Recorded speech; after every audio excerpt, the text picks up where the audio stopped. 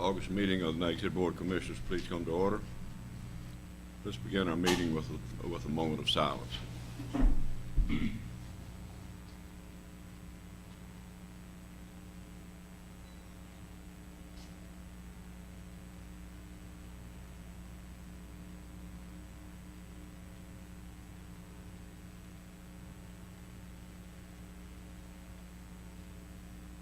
Pledge allegiance to the flag.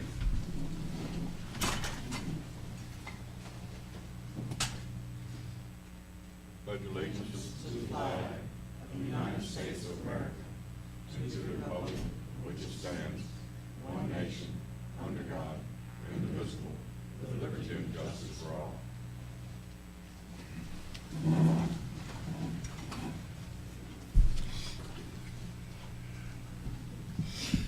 We have a motion for adoption of the agenda.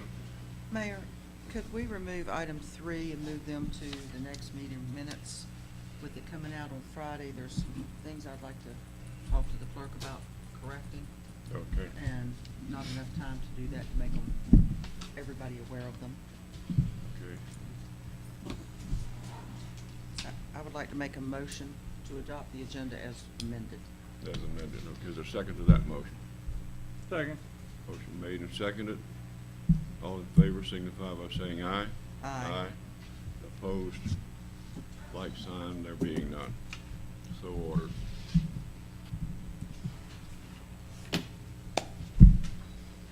Kevin, you're up this morning. Sir. Morning, Mayor, Board. Morning. Firefighter man. How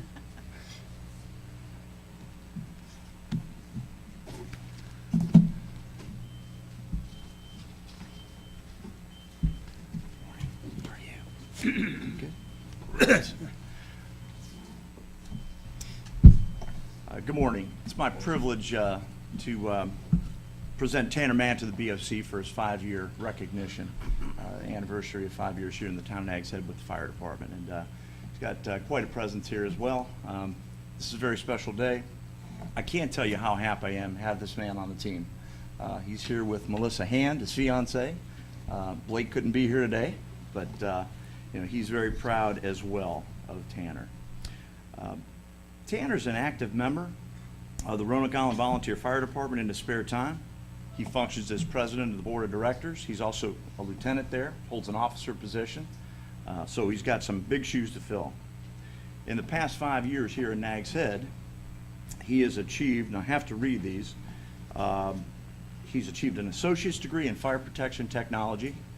He is currently attending Fayetteville State University, where he's very soon in December, I believe, will be getting his bachelor's degree in fire science administration.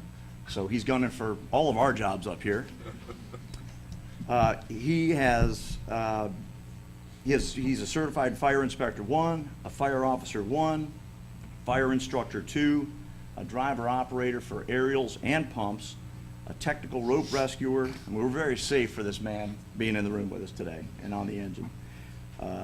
He's currently enrolled in the very highly competitive Managing Fire Officer program. It's a 2-year program at the National Fire Academy where has to satisfy certain research requirements and papers in order to pass through the ranks of that program.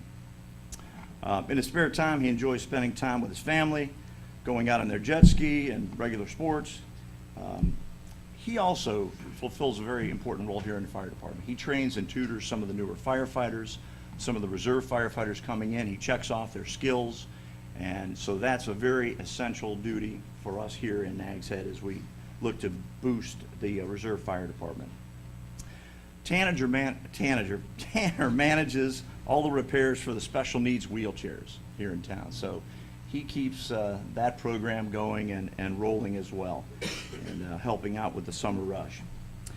In closing, we forecast great things for Tanner. We think he's a real superstar and champion and going to be doing great things here in the fire service. His willingness to serve the community and his great smile are just unparalleled. Congratulations, Tanner. Wish you many more years in Nags Head. Thank you, Chief. Great.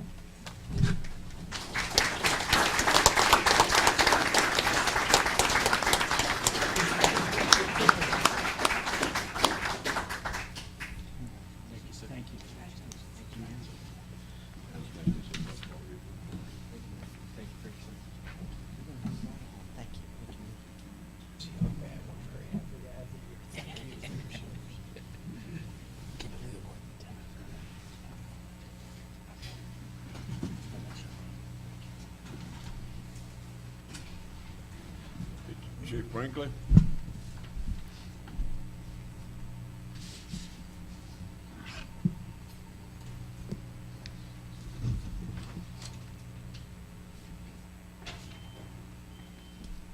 Mayor, Board of Commissioners, good morning. It's my pleasure to come before you today to recognize Lisa Ward for her 25th anniversary with the town of Nags Head. When I got the draft agenda from Miss Carolyn a couple weeks ago, I sent it on to Lisa and I said, look, you're scheduled to be recognized by the board on August the 2nd. We'll meet at the PD. We'll ride over together to the fire department. Well, about probably 2 days later, she comes in the office and she goes, we have to talk. Not good. So she sits down and she says, look, she said, I really don't want to do the board thing. She said, that's just not me. And I said, well, we'll go over there. And she said, well, will you just please be brief? And I told her, I said, 25 years is a big deal. I mean, we see what Kevin did for 5 years. He'll do great for 30 years, so I've got to do something for 25 years.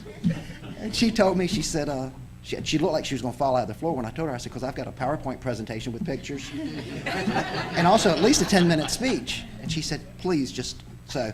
I'm going to honor her wishes, so it will be brief, but I'm very happy to come before you today to recognize Lisa. She's a great asset to the town. She's originally from upstate New York. We don't like to say we got to clarify that because it's not New York City. She came to the Outer Banks in the mid-'80s. She began her career with the Kittleville Hills Police Department and their administration division.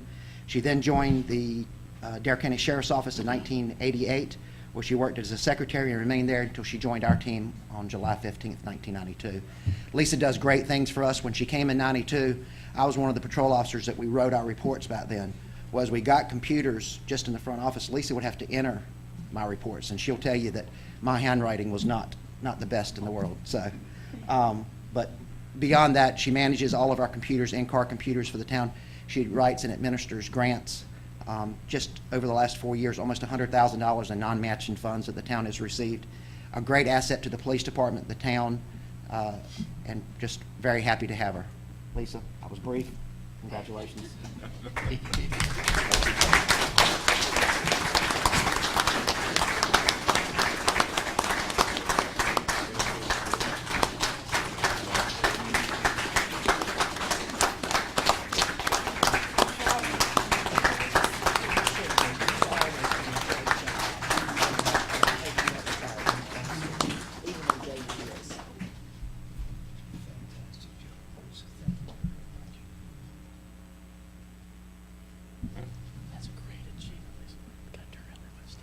Lisa, now turn around.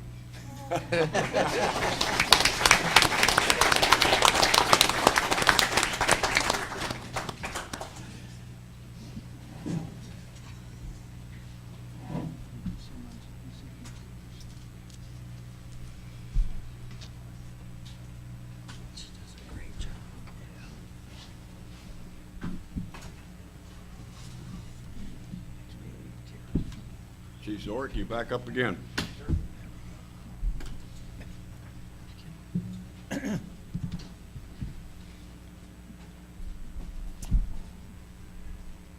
Rest of the Kenny family present today. Very good.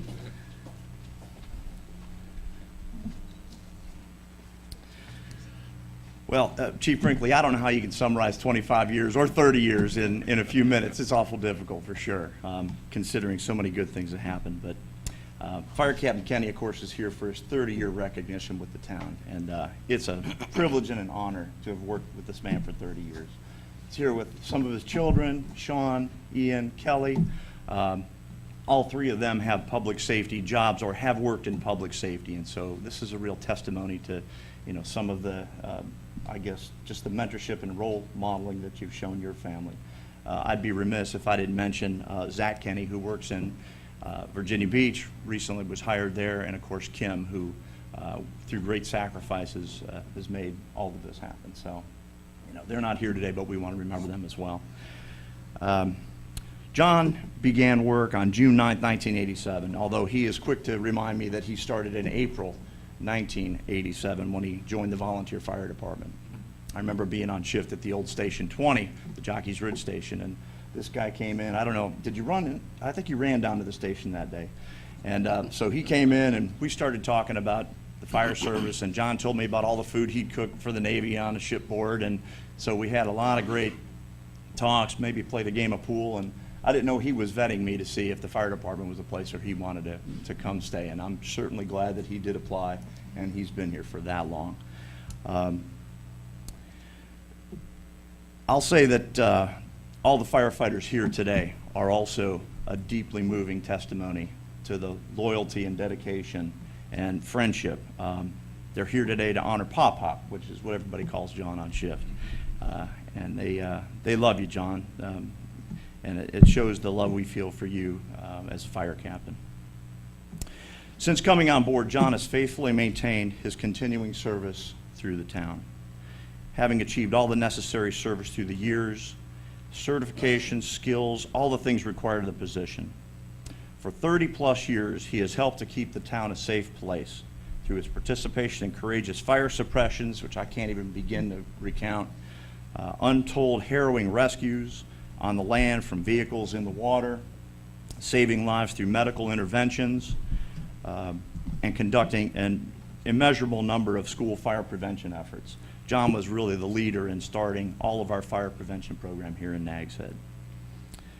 In March 2012, Captain Kenny, while working with a team, successfully ventured into an inclement Roanoke Sound and rescued 2 capsized boaters who surely would have died without his assistance. Captain Kenny has provided a positive impact by living and breathing community risk reduction programming in Nags Head. He's always first to push for new programs. He was the initial planner for our fire prevention youth night and has always made that a forefront effort for the fire department. It came as early as I'm sure everyone's seen the Christmas smoke alarm video that's well over 20 years old. And people often wonder, as I do, who is that guy with brown hair, John? Where did that come from? But that's still played today, and that message resounds as well. During his 30 years, Captain Kenny still delivers advanced training for firefighters and to this day enriches public outreach. His frugality saves budgeted funds. And any of the firefighters that have been on shift with him know that his meals are indeed miserly. So, he really stretches a dollar when he cooks, that's for sure. All of the early community efforts, like Change Your Clock, Change Your Battery, and exit drills in the home, were started here in Nags Head because of John Kenny. He tirelessly taught these to numerous groups through the years. Even after 30 years, Captain Kenny is involved in a new mission. One of his new collateral duties is to renew and enrich the Reserve Fire Department. And so he's actively going out and seeking volunteer applicants. Just as recently as 2 days ago, we had a discussion about a new applicant that came in. And so, we think that's going to be a great program. And I'm happy to have John breathing some new life into that. Captain Kenny, over 30 years, you've extended your sacrifice and dedication to build and create an outstanding workforce. John, in many ways, is one of the faces of the fire department. You can ask anybody in town about Captain Kenny, and they know John. I'm proud to call you a friend, John. I want to thank you and congratulate you for your 30 years of service here, and we look for many more. Thank you.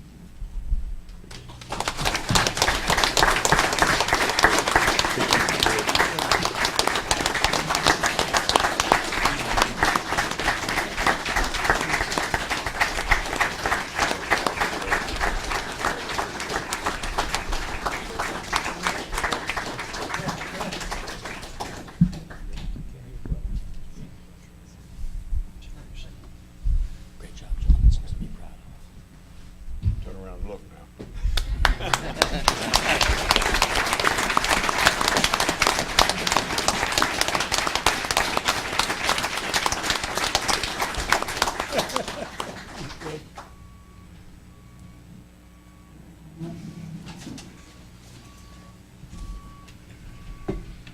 Thank you all.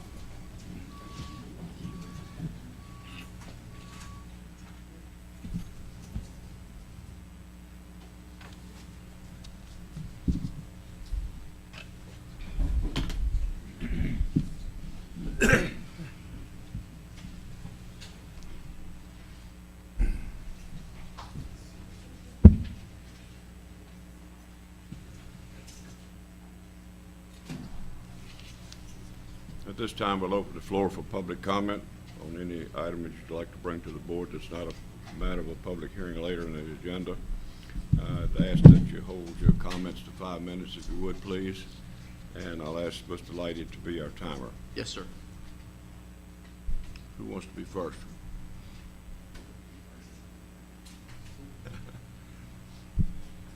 Good morning. Good morning. I'll ask you to go to the mic and state your name and your address, if you would, please.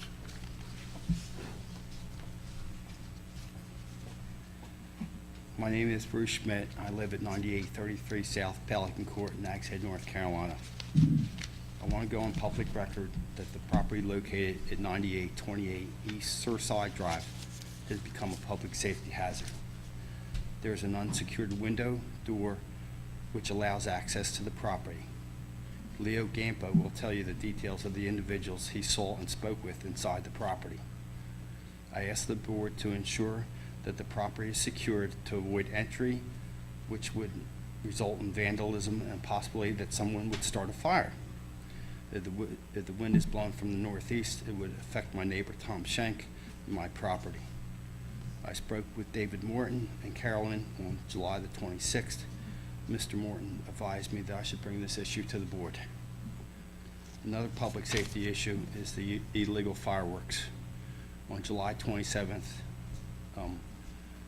around milepost 20, they started between 8:30 and 9 p.m. and lasted for at least 30 minutes. I would request that the Nags Head Police Department have a car in the area on Thursday and Friday nights.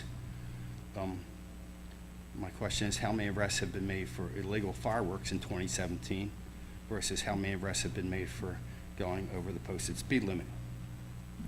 On a positive note, the Public Works, Sanitation, and Streets Department is doing a great job. The Streets Department replaced the down sign for East Oregon Drive within 24 hours of me calling. And on August the 1st, they cleared the brush at the intersection so that we can see pedestrians and bicyclists entering the intersection. Thank you for your time. Thank you, Bruce. And I have pictures if you'd like to see them. Give them to the clerk there, if you would, please. Okay, well, I'll have to email them to you.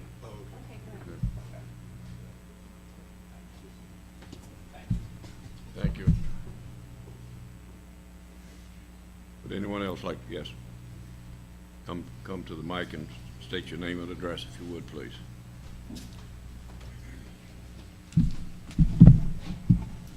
Leo Gampa, 117 Oregon Drive.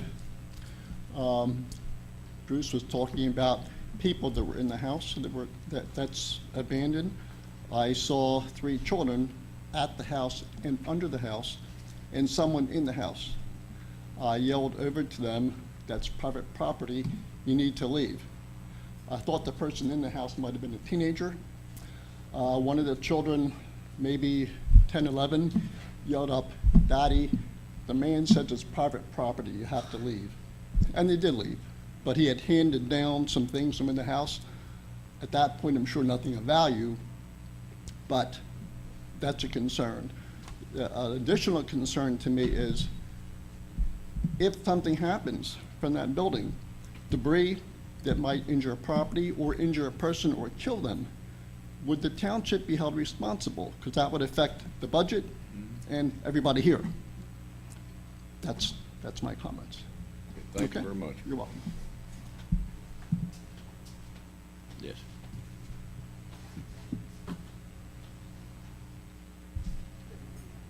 Good morning. My name is Jane Langford. I live at 9830 South Pelican Court, so we're all sort of here for the same reason, which is the condition of the house on the East Surfside. My feeling is it has been established that there's no access to the house. So what do we as homeowners have to do, and this may be directed to the town attorney, but what is the procedure that we need to follow in order to get the house demolished? I mean, we obviously want the house to go. It's bringing down all of our property values. It's an eyesore, it's a public nuisance, it's dangerous. You all know all this, you've been there before. We are not in litigation. You know, apparently Mr. Caraway, the owner of the property, is not responding to certified letters that have been sent to him by the town of Nags Head. I get that, but what happens when he doesn't respond? If he's given 30 days notice, then after his 30 days, can't the town of Nags Head do what they want to do and send him back the bill? I mean, how does that work, and how do we go forward to try to get this, a solution? We want the house to be gone for everybody's, for everybody. And just a quick follow-up, we were doing some work, my sister and I own our house together, and I was a little concerned with two things regarding the building inspectors, Dave Morton and Steve Samowski, I'm not sure how you say it. Anyway, Samowski would not speak to me and actually said to me, my golden rule is that I will not talk to any property owner. Those were his exact words. I had some very simple questions. Then when I talked to Dave Morton, I did ask him about the house, and he said, oh, it's owned by Caraway, this is the address, blah, blah, blah. And I said, well, can you tell me what the procedure is so that I can go to the town of Nags Head and talk with some sense about what the procedure is as to how we would work towards getting the house removed. And his exact response was, we're a little skittish on that subject. I don't think skittish is an answer that I can relate to or any of us can relate to. We would like to know, what do we do and how do we do it to get the house out of there? And any comments you can, if you can tell me where to go, who to talk to, I appreciate it. Thank you.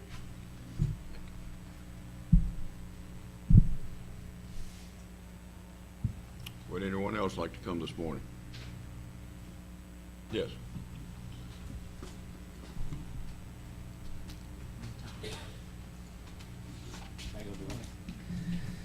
Hi, my name is Tom Daniels. I at 101 East Craigle. I am under Wellbone Seafood. Many generations, my grandparents acquired a property in Nags Head. Back in '85, my mom and my dad built a seafood market there, and the corner of East Craigle. Over the time, the development of the property to the south and to the east of us, they have built the properties up over 3 foot, and they have not done anything to do with their stormwater. All their water runs to me, and there's just no way to deal with the water. I'm just asking you all at this time to try to reconsider some of the codes so I can better my property and try to fix the problem. I understand that it's a problem and a lot of people are dealing with it, but I just need to be able to work on my own, and build my lot up so I can open when we have bad rains and stuff. Thank y'all so much. Okay. Sorry. Thank you very much.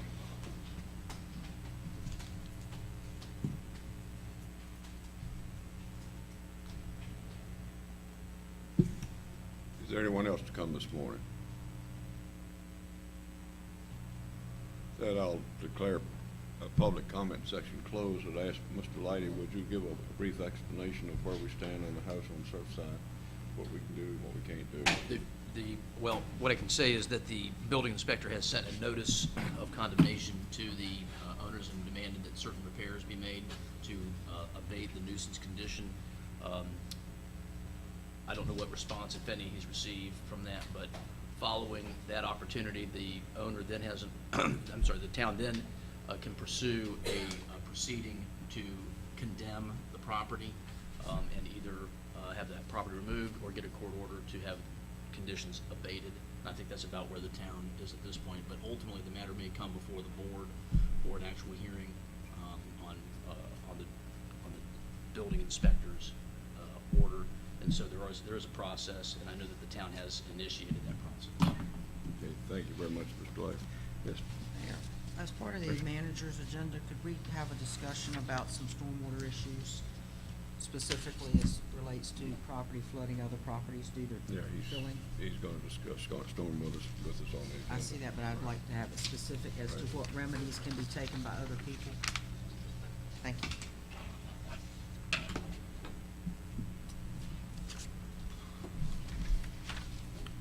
Next item on the agenda is the consent agenda. Do we have a motion to approve the consent agenda as amended? So moved. Moved and seconded, any discussion? Not all in favor of approving the consent agenda as amended, signify by saying aye. Aye. Aye. Those opposed, like sign. There being none, it's so ordered. At this time, we have a public hearing to consider a zoning ordinance text amendment to allow accessory commercial piers with transient boat slips in the commercial outdoor recreation overlay district. I'll ask Mr. Lighty if he would conduct that public hearing for us, please. Yes, sir, Mr. Mayor. At this time, we will begin the public hearing to consider the zoning ordinance text amendment that would allow accessory commercial piers with transient boat slips in the commercial outdoor recreation overlay district. This is a legislative matter in which the board does not need to have sworn testimony, but the board does need to receive information regarding this proposed text amendment, and we'll begin with the presentation of the staff's analysis presented by Andy Garman. Right. Good morning, Mayor and Commissioners. This is an issue that you're aware of. The Planning Board has been discussing for several months now. Originally, this issue surrounded several different topic areas, but essentially it's been boiled down to one thing in particular that's being brought forward by the Planning Board. Just for the audience's benefit, for those that are not familiar with the Commercial Outdoor Recreation Overlay District, it's the area along the Sound Front near the Whalebone Junction area where the town has an allowance for outdoor recreation uses that include land-based uses such as go-kart tracks and also water-based recreation uses such as jet ski rentals and boat rental operations, as well as non-powered boat rentals. So this ordinance was adopted in the 90s dealing with the commercial recreation overlay, and it was done at the time to sort of concentrate these recreation uses into one area of town. I believe at that time in the 90s and prior, there had been some nuisance-related issues for the land-based recreation activities, and the town felt it best to concentrate in those in an area that weren't surrounded by residential uses that would experience a nuisance from noise associated with these uses.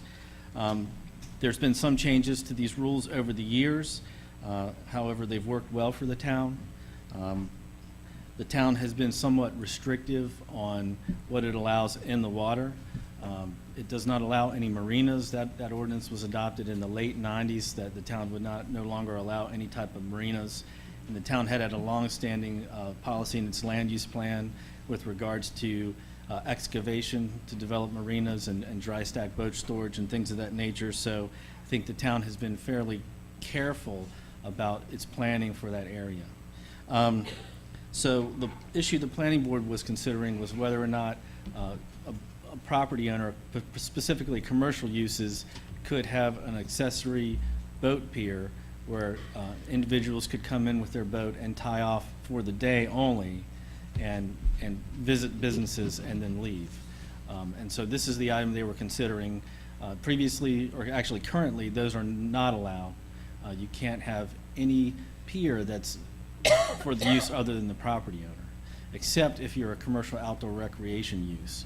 If you're a commercial outdoor recreation use, you can have a pier, but that has to be approved as a conditional use permit, and there are specific limits on what you can do with that pier. So the issue is whether or not the Planning Board and the board wants to allow a property owner to have a pier that would not be a marina, but would still allow somebody to come in and tie up for the day and use or enjoy the business. The Planning Board looked at several different options to change the rules for this. Ultimately, the Planning Board decided on a definition of a commercial boat pier that would be somewhat consistent with CAMA's rules. CAMA classifies you as a marina if you have more than 10 slips, and there's a higher regulatory permitting if you're considered a marina. So the Planning Board decided to develop a definition that would allow the commercial boat pier for 10 or less slips. This would be an accessory use to any commercial use in the district, and that's the recommendation that is being presented to the board today. I will state that there was a previous recommendation presented to the Planning Board by staff. It had a fewer number of slips. I believe it was 4 that staff suggested. There was some discussion at the Planning Board level about you know, being consistent with CAMA, and that may be a better practice to be consistent with CAMA's definitions rather than to have a different definition from CAMA. And so I think that's essentially where the planning board ended up. As you recall from some earlier discussions we had at the board level, we talked about some of the history behind the overlay district, and that there were some concerns about boater safety, specifically with compatibility regarding adjacent land uses. And so I think the direction staff feels like the guidance we were provided at that time was to take a cautious approach with this, which is essentially why we had come up with the 4 boat slips. It would allow a use that is not currently allowed, but would be sort of a measured approach, given the history with our regulations regarding personal watercraft and water-based recreation.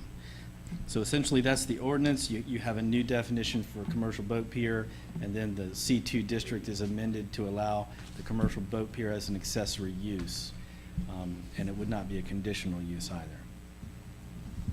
And I'd be happy to answer any questions that you have. All right, does the board have any questions for Mr. Garman? Yes, Ms. Cahoon.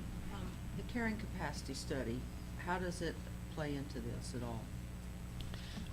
We did not look at the carrying capacity study when we developed this. As far as the 4 slips, I think staff feels like that it would be somewhat consistent with the recommendations of that original study. I think the 10 slips starts to get beyond that because, you know, you have a certain number of businesses along the sound that would now be allowed to have this. It would be up to 10 slips at each of the businesses. It would be a permitting at an administrative level. And when you consider that in light of our restrictions for personal watercraft, which basically says you can only have 7 properties with personal watercraft rentals, and you can only have up to 8 at each of these properties, that seems to be somewhat inconsistent with the recommendation here. Thank you. Any other questions? I have one question. Is there a reason the planning board didn't recommend this as a conditional use? Did they discuss that? It was discussed briefly, and ultimately, they just decided to do it as a permitted use. Permitted use. Commissioner Ratzenberger? What, and this is probably just information, but what governs designating no wake zones and speed limits and stuff in the vicinity of these things? Is that up to the individual owners or something we can establish? We have some regulations in a different section of our code. I believe it may be in Chapter 4 or Chapter 6, dealing with no wake and how fast you can go within a certain distance of the shoreline. And I think those regulations would also apply to this as well.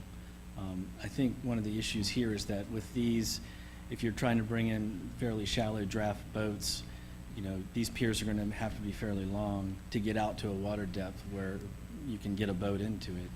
And so you're going to be halfway there because I think we regulate within 600 feet of the shoreline with the other regulation. Yes, Commissioner. Just brought up something, with the piers are gonna be fairly long, what does that do to our outdoor recreation overlay district by putting more things up for people to hit?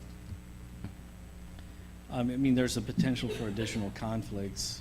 I mean, does it limit, I know we make people go out a certain distance before they go north, south, or whatever, but what's the potential to increase the conflicts?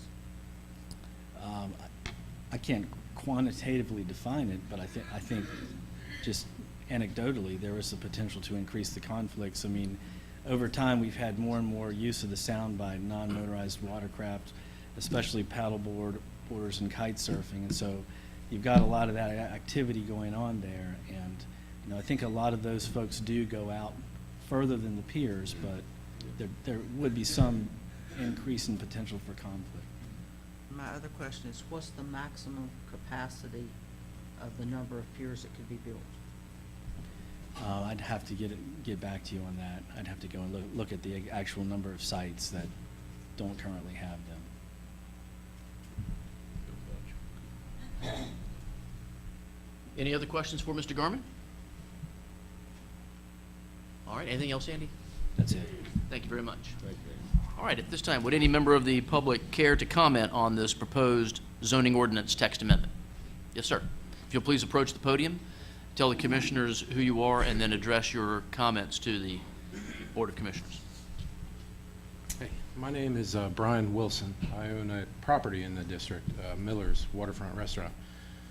I think what I would like to say, and the reason behind why I would like for you to accept the text amendment, is the fact that it's just another avenue of parking for us, more or less. I mean, with the problems that we have within the town as far as parking for commercial restaurants and commercial businesses, this is simply another way to access our property. I think it's an avenue that locals and visitors would truly enjoy.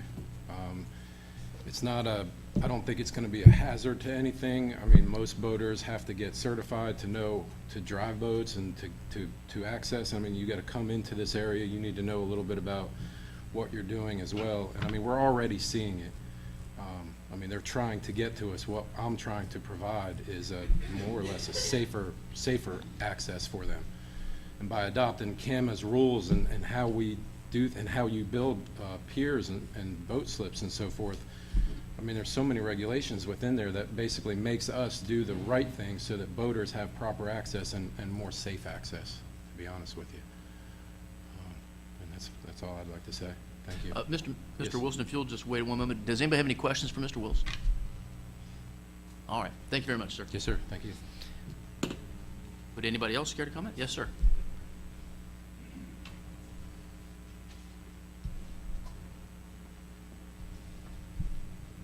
Good morning. I'm Brian Rubino. I'm with Quibel and Associates, and I've been working with Brian Wilson as an environmental consultant.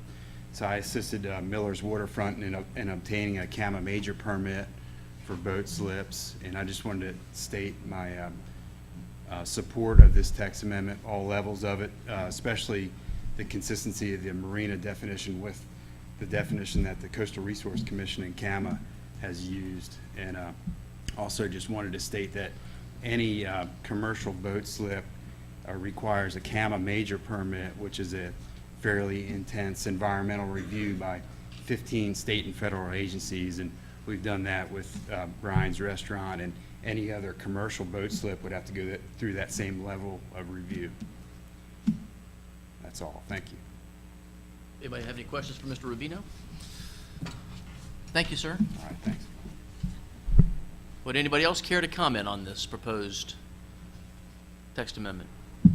Mr. Cornwell, any comment from the planning board?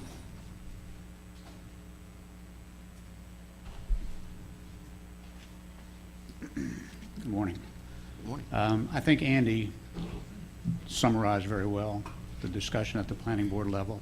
It appears to be that the two issues, number one was the number of slips. And again, we fell back on the CAMA rules of 10, and we felt that was appropriate. We discussed the conflict that might possibly occur, but again, we felt that the 600 feet and the jet skis and so on were far enough out. Most boaters move around those areas and not through them, and so we felt that they would self-regulate on their own, and they would be responsible in getting to these locations. And some of that we've seen over at Sugar Creek as well. So that was the thinking of the planning board, and we didn't feel that conditional use was necessary. All right, any questions for Mr. Cornwell? All right, thank you very much, sir. Does the board wish to receive any further information about this proposed text amendment before you begin your deliberations? Anything from Mr. Garman or anything else? All right. I don't think so. At this time, we will conclude the public hearing, and the board may begin its deliberations on this proposed zoning ordinance text amendment. Any discussion? Mr. I'm Cahoon? good. We go down to Commissioner Redson? Beaufort, sit there on the side of the thing and watch the boaters come in and out, go eat at the restaurants.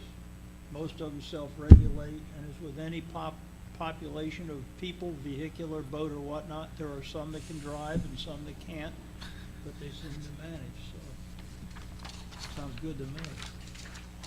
Mr. Cahoon? I do have some concerns about it. We've made a conscious effort to concentrate our outdoor recreation into one area, and I am concerned about the potential conflicts. I'm not necessarily opposed to it. I'm concerned about the number of boats. But the issue that got raised with me was how far out the piers were gonna go, and I know there's some limits as to how far out they can go based on camera regulations, but I'm concerned that we didn't have quite as much information in the packet as I would have liked, based on the potential number of total properties that could do it, and how many you could theoretically end up with, because I think that would impact, with me, just how big or small the conflict could be. And while I want to try to facilitate business, I don't want to facilitate accidents either. Thank you. Mayor Pro Tem Walters? I was just going to say, I'm not necessarily opposed to the pier or multiple piers, but the location, to me, seems problematic just from a public safety issue. We have concentrated all of our, recreation, much of which is passive, such as paddleboarding and things like that. And then also with the jet skis, I myself from personal experience being out at the Harvey Sound Access paddleboarding and the jet skiers, that can sometimes be a little challenging, let me just say. So adding another component, a component of boaters coming in or having multiple sites in the same area where you have boating and jet skis and paddleboarding concerns me. And I really don't know how we address that. I mean, I don't know what the answer to that is, but that's my primary concern. It's just the public safety aspect of it. Demers? I support the concept. I think it's a very reasonable facilitation of the restaurants in particular that are in that area. Nonetheless, if there's more information, a little bit better explanation of the location, mapping, et cetera, that would help us make a better informed decision, I would like to see that information also. I think I come down and I watch this area all the time, and there are a lot of jet skis in that area, a lot of paddle boards, a lot of kite surfers that are on the edge of that area. And I see a potential conflict. I would like to see us edge into this as a conditional use. I would come back to staff's recommendation with the 4 slips to start with, and use it as a conditional use. That would give us a chance to look at this and see how it's going to work, and we can come back if we want to go back to 10 slips later on. But I don't. I have real concern with 10 slips with each restaurant there now. We could have a lot of boat traffic. When it comes back, could we also get some idea of what we're talking about with pier lengths to reach deep water? Because that was mentioned during the public hearing.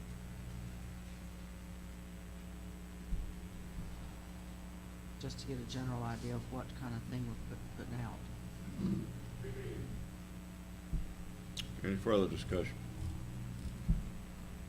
One comment. One thing I don't know, I'm not, having watched similar things, those people manage. The one thing that could be difficult here is that boaters coming in really will have no idea, if there's a parking spot or not.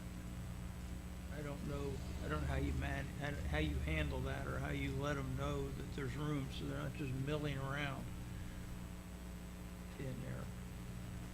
But other than that, I really think it's a good thing, and I just soon go for it. Okay, do we have a motion? I'll give you a motion to adopt it as presented. Is there a second to that motion?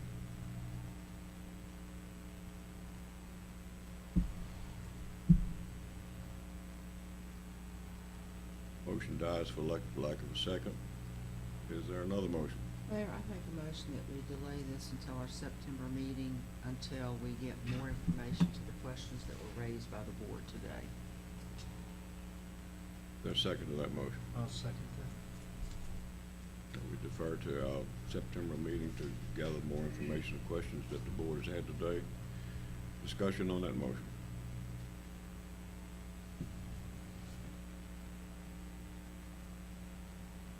No discussion. All in favor of the motion signify by saying aye. Aye. Opposed, like sign. And it's so ordered. Next, we'll have a presentation on the review of the Bonnet Street bathhouse plans, and then we'll have a public hearing after that for the adoption of the finance agreement.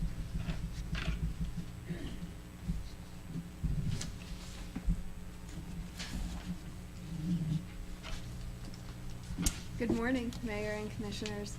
Morning, Kelly. As noted, this is just a site plan review of the reconstruction of the Bonnet Street beach access and bathhouse. It's located at 219 South Virginia Dare Trail. It's located within the CR, Commercial Residential Zoning District, and municipally owned public access facilities are a permitted use within this district, obviously. So in looking at the reconstruction, it's actually, appears to be one site, but it's actually located on two properties. The first property, 2919 South Virginia Dare Trail, that contains the majority of the site improvements. And then you just have the extension of Bonnet Street, which has a few parking spaces there as well. But it actually is on two properties. So when looking at lot coverage, we applied that number to each property individually. 40% lot coverage is permitted on each property, and each property has less than 40%. 2919, which is where all of the proposed development will be occurring, is at 33.42%, and the existing Bonnet Street extension is at 36.9%. So that is compliant. In terms of looking at the building with maximum height requirements, you can go to 35 feet. The structure's coming in at 28 feet, so it is compliant with height.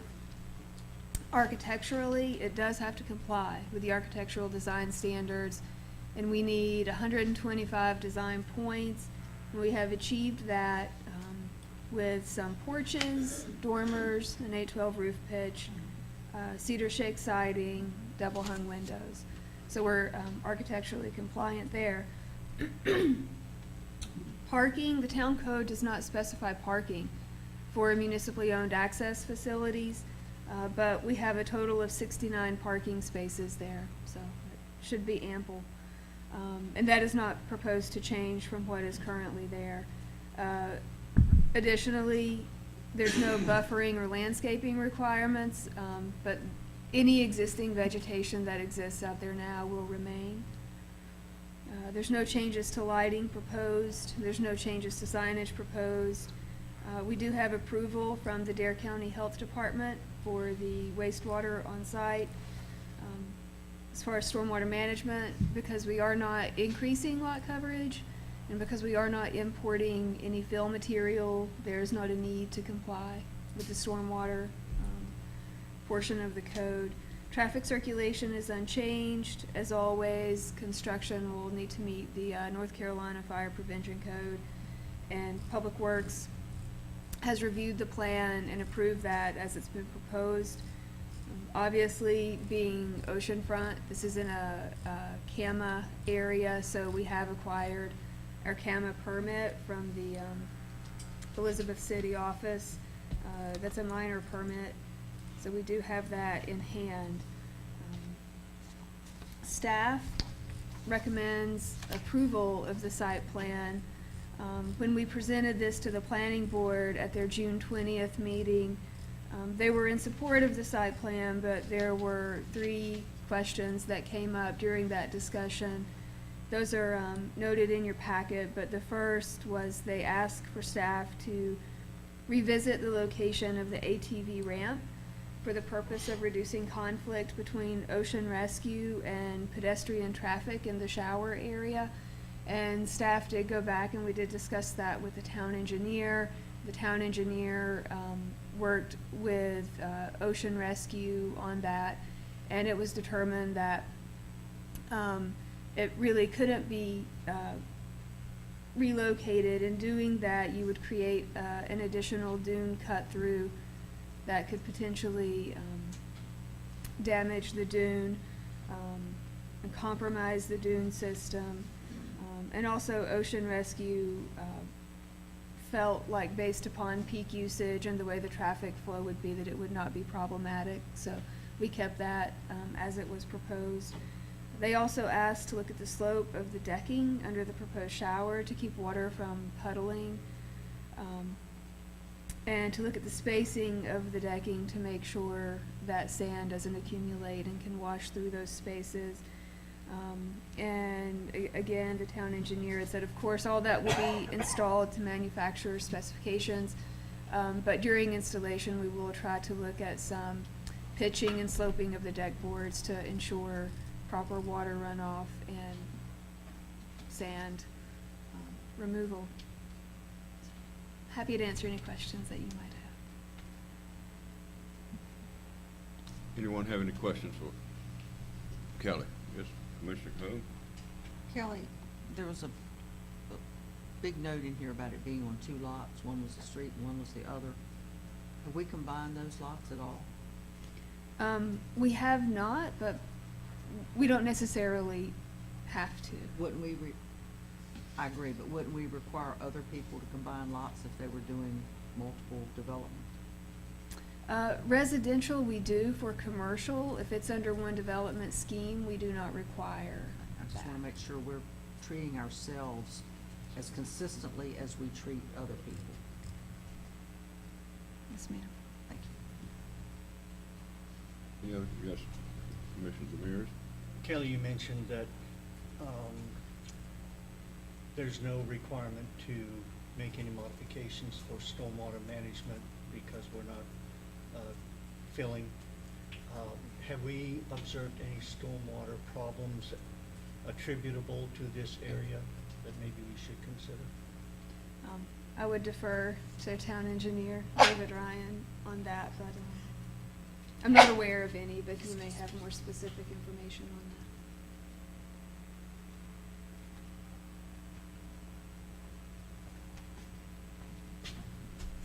Good morning. To my knowledge, we haven't had any complaints, or we haven't had any underground observations as to standing water from the existing improved surfaces out there on site. If you look at the parking lot, a majority of the parking lot is the turf stone pavers, so you see a reduction in runoff because of that. And as far as the location of the proposed structure, it is basically over sand. And so we have basically kept in line with that, just tweaked a little bit the location of the actual structure itself to try to use that sand base to go ahead and capture localized runoff and infiltration within the proximity of those improvements. So we've tried our best in order to go ahead and further mitigate any potential stormwater runoff or issues that may be associated with the development. Thank you for looking at One that. other question, Dave, while we got you there. What would we require if this were a standard commercial development? What would we require for stormwater control?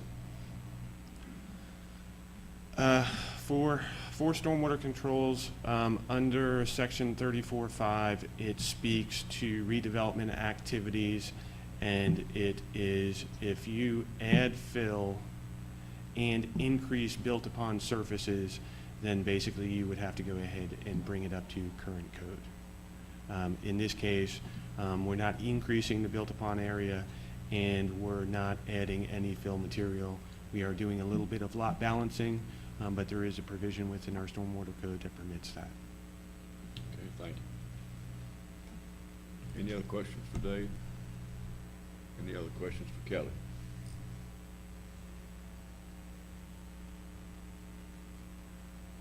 Do we have a motion?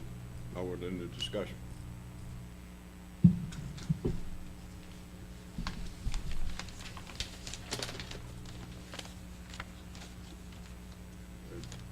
I'll make a motion to approve the site plan as presented. Motion made to approve the site plan as presented. Is there a second to that motion? I'll second. Motion made and seconded. Discussion on the motion. Discussion on the motion. All in favor signify by saying aye. Aye. Opposed, like sign. There being none, it's so ordered. At this time, we will have a public hearing to consider the adoption of resolutions authorizing the town of Nags Head to enter into an installment purchase contract in the amount not to exceed $499,000 to finance the cost of the Bonnet Street bathhouse. Mr. Light, I'll ask you to conduct that public hearing for us, please. Yes, sir, Mr. Mayor. At this time, we will begin the public hearing to consider the adoption of resolutions that would authorize the town to enter into an installment purchase contract in an amount not to exceed $499,000 to finance the cost of the Bonnet Street Beach bathroom construction, consideration of construction contract, and other associated information. This is a matter that the board needs to hear as a public hearing because it does commit the town to expend public funds. For purposes of presenting any details regarding the installment purchase contract, I would call on Finance Officer Amy Miller to present that to the town.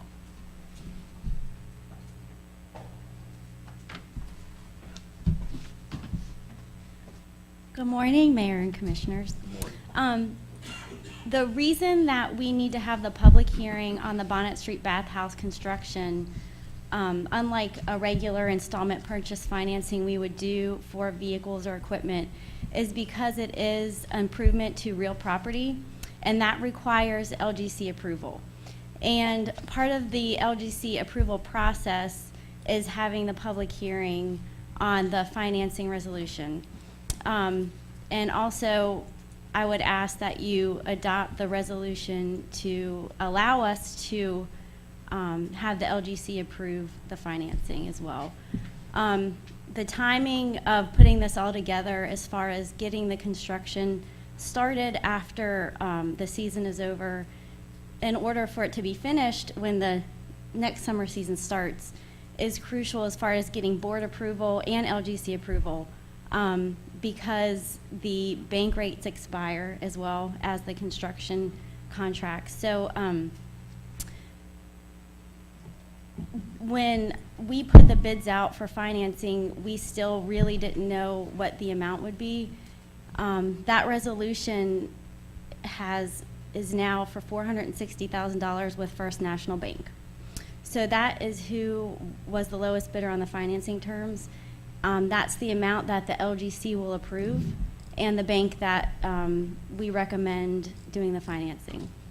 And I'm happy to answer any questions. And I thank you for your consideration. And like I said, the timing of this is all crucial to get everything going. All right, are there any questions for Ms. Miller? Yes, Commissioner Yes, Ratzenberger. sir. Did you say 450? 460. 460,000 was the resolution. That will go to the LGC, and that is what you all will adopt for the financing. There's a bunch of numbers in here, and I lost that one.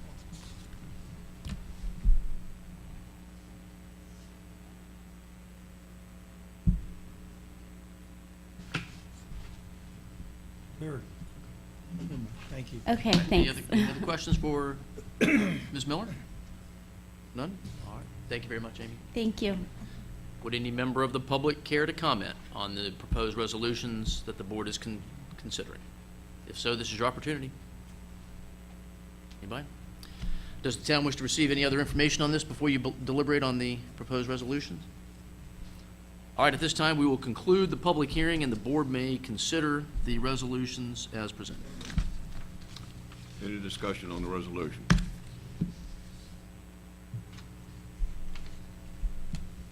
Do we have a motion? You need separate motions.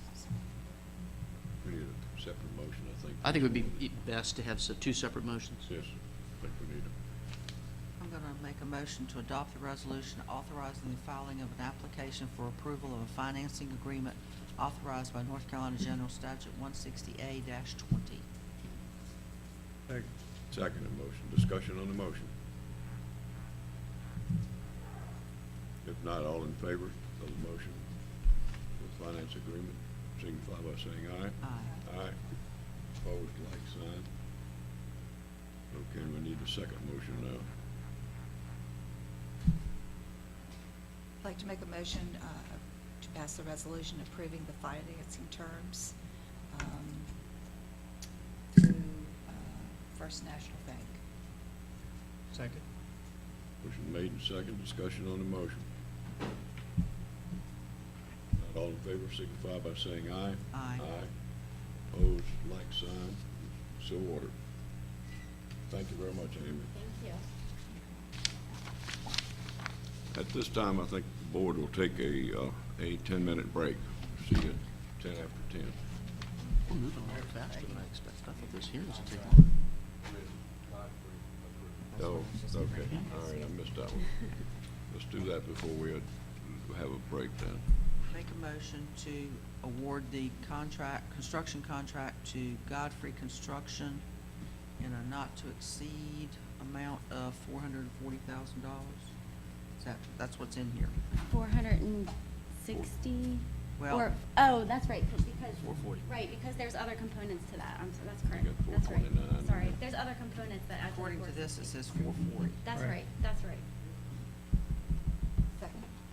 Motion made and seconded to award the contract to Godfrey Construction on an amount not to exceed $440,000.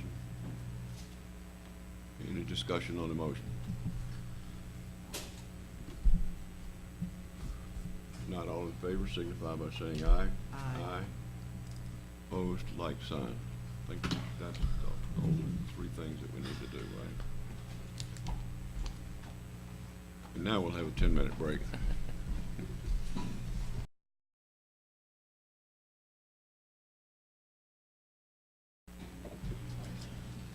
Board of Commissioners back in session.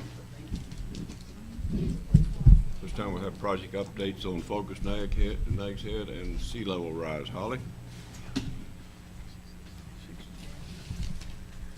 Good morning, Mayor and Commissioners.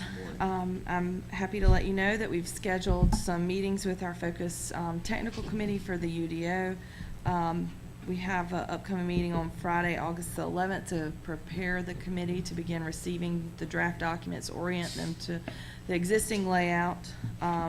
We additionally have scheduled 2 other meetings in September and January, and that would be we've already scheduled some initial meetings for the consultant to present the draft, and this would be follow-up meetings for him to come back and clarify any questions that they might have. So we're pretty much set in our meeting dates at this point, and can move forward with the process.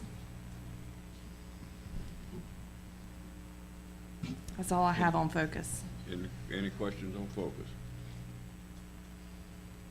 Okay, sea level rise. Great. We were able to incorporate all the committee's concerns into the draft sea level rise report from the last meeting. We returned that back to the committee and to the board. We have received some initial comments, both from Commissioner Ratzenberger and Commissioner Demers, and we have I've spoken with both of them, and we're working to clarify those issues and those concerns and move forward a revised draft for the September meeting. And you would be looking for the board adoption of that plan at the September meeting, is that the plan? Yes, sir, just adoption of the report. Right. So that can be handed back to the committees, and they can incorporate those actions into each of the committees. Any questions for Holly on sea level rise? No, but I have another one. Could you tell me what the resilience study is that's going on? Saw a presentation at last Coastal Resources Commission that said Nags Head was part of a resilience study, and I did not have a clue what they were talking about.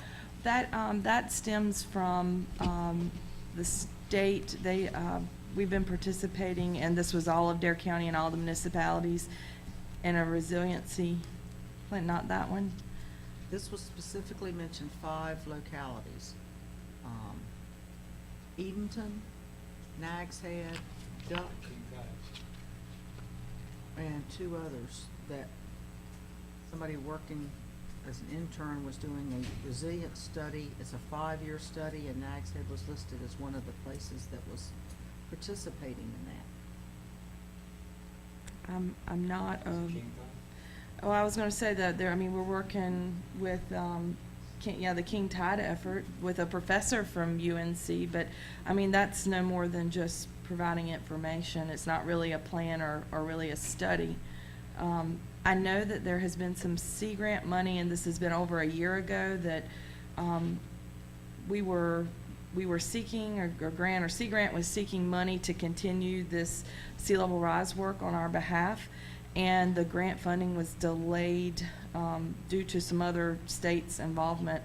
I don't think it has anything to do with that. We hadn't been able to release a press release on that yet because we haven't been okayed by the state to do that, but I don't think that that's what you're talking about either. I'll have to look at that, go Yeah. back and look at my notes. I'm about the young uncertain lady that with- made the presentation, but our logo was up there front and center, so. Okay. I was like, a little taken aback. Okay. With that, I'd be happy to follow up with that if you can get me a little bit more information. Oh, I will. Okay. Thank you. Thank you. Any further questions? Like a very good presentation. No, she just left anyway. But the report is close. We went through it, spent some time, This week. and I think it's more formatting now, presentation than content. And I know on the shoreline side, I've already had committee members asking about it because they want to get back and get started on a 30-year plan, and this is a component of it, so. Okay. Any further questions, Ron? All right, thank you very much. Thank you.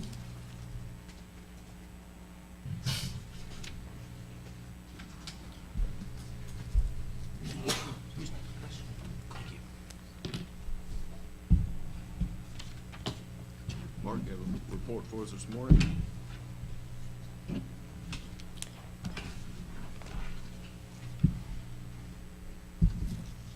Good morning again. We were busy last month. Thank you. We had 3 items on our agenda. The first was a consideration of a zoning map amendment to rezone the eastern portion of Lot 2A1 of the Charles Senath subdivision from C3 to C2. Now, this lot in question is directly west of TW's Tackle Shop, which is owned by TLG Greenwater Investments, and it's in the C3 district. TW's is in the C2 district. TW's intent is to expand their business with an accessory building west of the shop, but the current lot size is not sufficient. So the portion of Lot 2A1 under consideration would provide sufficient property for that expansion. If the rezoning is approved, TW's will purchase the newly zoned portion, properly combine the lots, and proceed with site plan approval. Now, the planning board did not feel that the loss of this small portion of C3 would adversely affect the intent of the commercial services district, and we recommended approval. Next, we considered a zoning ordinance text amendment submitted by the Fraternal Order of Eagles to allow clubhouse for 501c8 fraternal beneficiary societies as a permitted use within the C2 district. The Eagles currently lease in Kill Devil Hills is expiring, and they wish to relocate their clubhouse to an existing vacant structure within the town. You're probably familiar with that structure. It was where Prime Only was. Currently, the town does not permit or prohibit this type of use. If permitted, other organizations falling into this category would include Elks Lodge, Moose Lodge, Knights of Columbus, Order of the Eastern Star, Freemasons, and Shriners. Now, the planning board recommended approval based on the following. The location identified by the applicant, It seems to be a property that would facilitate the clubhouse, and we know that that property's been vacant probably more than it's been used. We did a positive background check performed by the police chief with regard to the Eagles' activities in Kill Devil Hills, and knowledge that the Eagles give back to the community via fundraising events and donations to multiple organizations, including Relay for Life and scholarship students, and there are more listed, as I saw in their proposal for the fishing tournament that you're going to act on later. Again, we recommended approval of that one. The final item was consideration of a zoning text amendment submitted by Jim Rose to allow dormitory housing as a conditional use in the C2 district. This one needs more work. We were presented with two text amendments, one by staff and one by the applicant, and the planning board really couldn't come to terms with either one of them. So there were a series of issues that we discussed, and we really need to look into further, and that is occupancy, square footage, per individual in such a location. Total occupancy, that being how many we're going to permit in the entire structure. On-site versus off-site supervision, how will that be handled? Should septic be a governing factor in this type of a property? The fire code requirements, and are we looking at co-ed or male-female only? So all of these things are issues that the staff is going to go back and take a look at, and we tabled this till our next meeting. Any questions? Any questions for Mark? Thank you very much. A lot of good work going on there.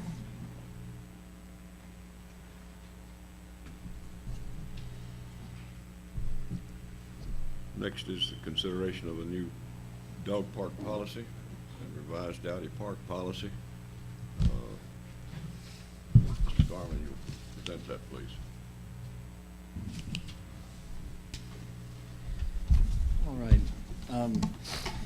Several months ago, prior to the opening of Dowdy Park, the board adopted a new ordinance section 26-13 regarding town parks and regulations pertaining to the operation and use of town parks. It was written to pertain to three parks in particular. Dowdy Park is one, the town park on Health Center Drive, and then I believe the Harvey site, and actually 4 parks, and Whalebone Park. Established basic rules for each of the parks, and we've now amended that, or suggested amending that, to incorporate the new dog park, which is going to be located at the athletic complex at Satterfield Landing Road. It's on the north side of the soccer fields. The park is almost complete. They should be wrapping up most of the improvements this week, and we'll be getting the signage out there reflecting these new rules once they're adopted. Kelly and I watched a webinar on the operation of public dog parks, and we also did some research on the regulations for dog parks. And the result of that is what you see in here. It's a fairly basic set of rules just to maintain order amongst humans and dogs and protect the town. We've got the basic premise that we're going to be operating under is that there will be no supervision at the dog park like many of our parks, and people can come and go. And we ask that the dogs be licensed and vaccinated like many dog parks, but we won't have any type of registration program that you have to go through to use the park. And our main thinking for that is that this park will hopefully be used by residents and visitors, and it's likely if we had a registration program or application, it would really severely restrict the use of the park, and so we really like to avoid that. And many of the parks that we researched operate this way, with a basic set of rules and requiring the vaccinations and licensing. So that's what we're looking for in this facility. So we have included the rules on the dog park. I can answer any questions about those that you have. The code section also, as I mentioned, deals with other parks like Dowdy Park. We've made some changes to Dowdy Park in the same ordinance to restrict the use of skateboards. We have noticed some issues with skateboard use. Since the park opened, there have been some minor damage to some of the benches and play equipment.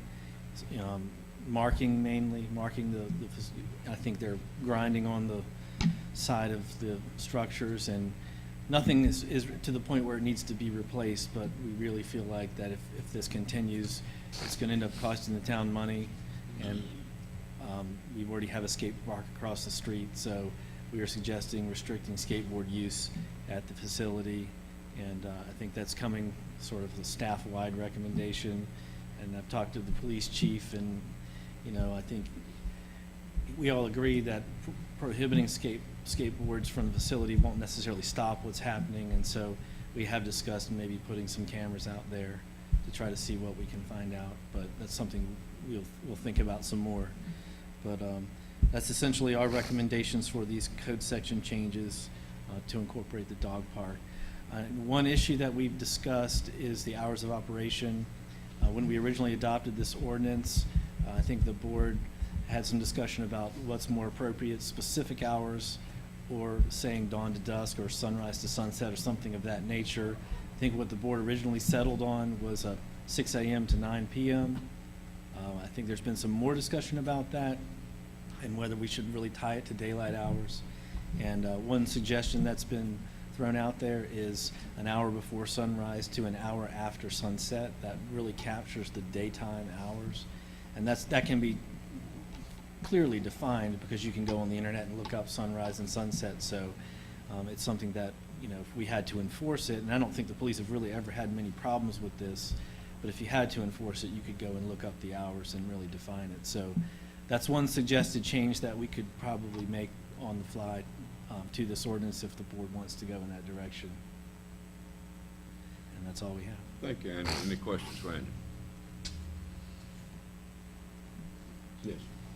The dog park, what is the lighting? It will be well lit? It's or- not going to be lit, so it would be better to tie that to daylight hours. You know, you have spillover from the fields when the fields are in use, but they're not in use all year, and that's not sufficient lighting for the dog park.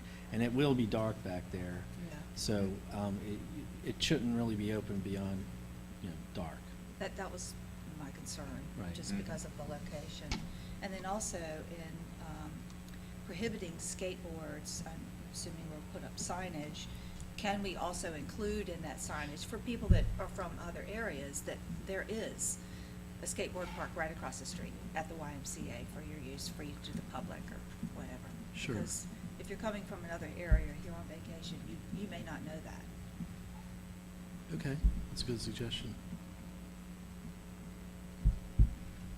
One thing I failed to mention too is that you'll see we have deleted the section on firearms, and talking with the police chief and the town attorney, we're really not able to do that, and so we've stricken that from the rules. Shane, yes. When I sent my comments in about the daylight or sunset, my comments were more directed to the dog park, Mhm. because that is a totally isolated, separate area, and that really should be daylight only. I don't have any major heartburn about the other hour before sunrise, hours after sunset, because that's defined for all the other parks, but I think the dog park really should say daylight only and make it very clear, because the last thing you want are conflicts back there in an area that's so isolated. Right. Okay. Any other questions, Randy?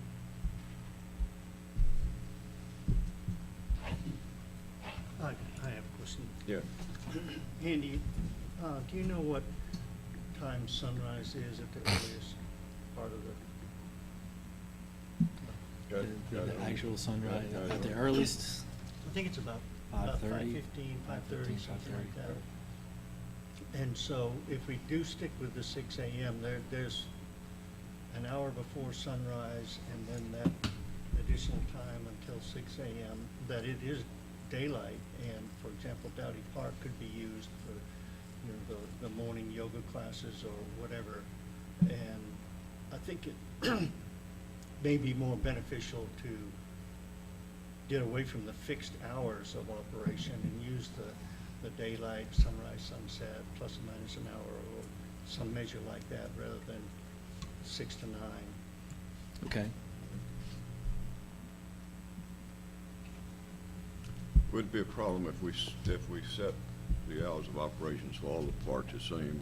I think we would still get people out of the dog park by dark if we allowed it. Sunrise to hour before sunrise, an hour after sunset. I looked at the sunset last night, and an hour after, so it's still fairly good light. I don't disagree. My concern was more the wintertime because your hours are so much shorter. So that's why I did not like the set hours at all. But like I say, that's an isolated area and that scares me a little bit more. I'm more concerned about back there than I do the areas that are so visible.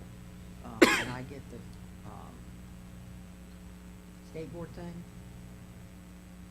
I find my bench moved and hear people out there at night where they've moved my bench so the skateboarders can jump up and jump down. Mhm. So I know the damage that it's causing. Sometimes I wonder if you prohibit it and post the sign, you might then get more use, but You never know. it's the whole skateboarding is not a crime. At least you can enforce it. Yeah, Some signs, cameras, or right. I saw lighted ones going down the Camera middle of the appearance. street last night at 10:30. Lighted skateboards? Lighted Lighted skateboards skateboards. just Oh, went yeah. down the middle of Virginia Dare Trail last night at 10:30. Wow. You got LED lights on. Mm-hmm. Yes. is there any reason we just can't have separate hours at the dog park? We have a whole separate list of rules. Can't we just? We can do it either way the board prefers. We could have the hours the same at all the parks, or we could have I could just put a separate set of hours for the dog park. It's really up to the board, certainly. That seems to be our biggest issue. I mean, if the board says, well, we should just do it for the dog park, I'll just add another line to the dog park and. None of our parks are well lit. I'm kind of in favor of let's close them down. Always, when daylight ends, that we do close them down. We just don't have good light. Well, Whalebone, I guess, has good lighting, but the rest of them don't. Okay, any further discussion? Well, what's our direction? I'm going to ask you to make a motion what our direction's going to be.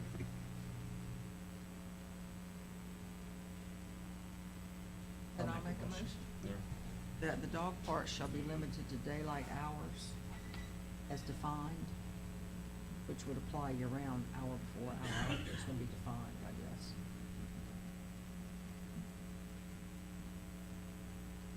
Hang on a minute. Maybe I'll just draw that. Actually, I think that would work for all of them. I think it would too. So I'd make, my motion would be that the hours of operation for our park shall be an hour before sunrise and an hour after sunset. Second that motion. Motion been made and seconded. Discussion on that motion of hours of operation for our parks. Not all in favor Well, of? I guess I'm just kind of sitting here and how complicated can we make this? First off, we talked about hours of our park operation before. And, you know, the acknowledgement, particularly in Dowdy, there can be events running longer, et cetera, et cetera.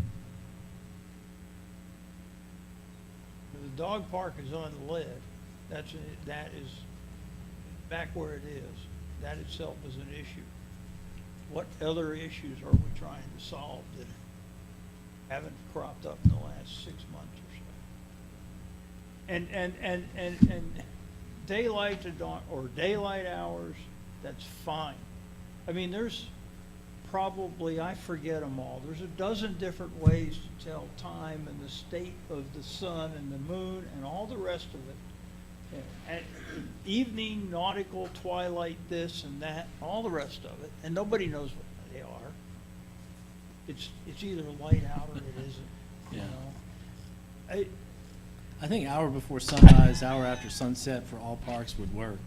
I mean, I don't think none of the parks are really that well lit.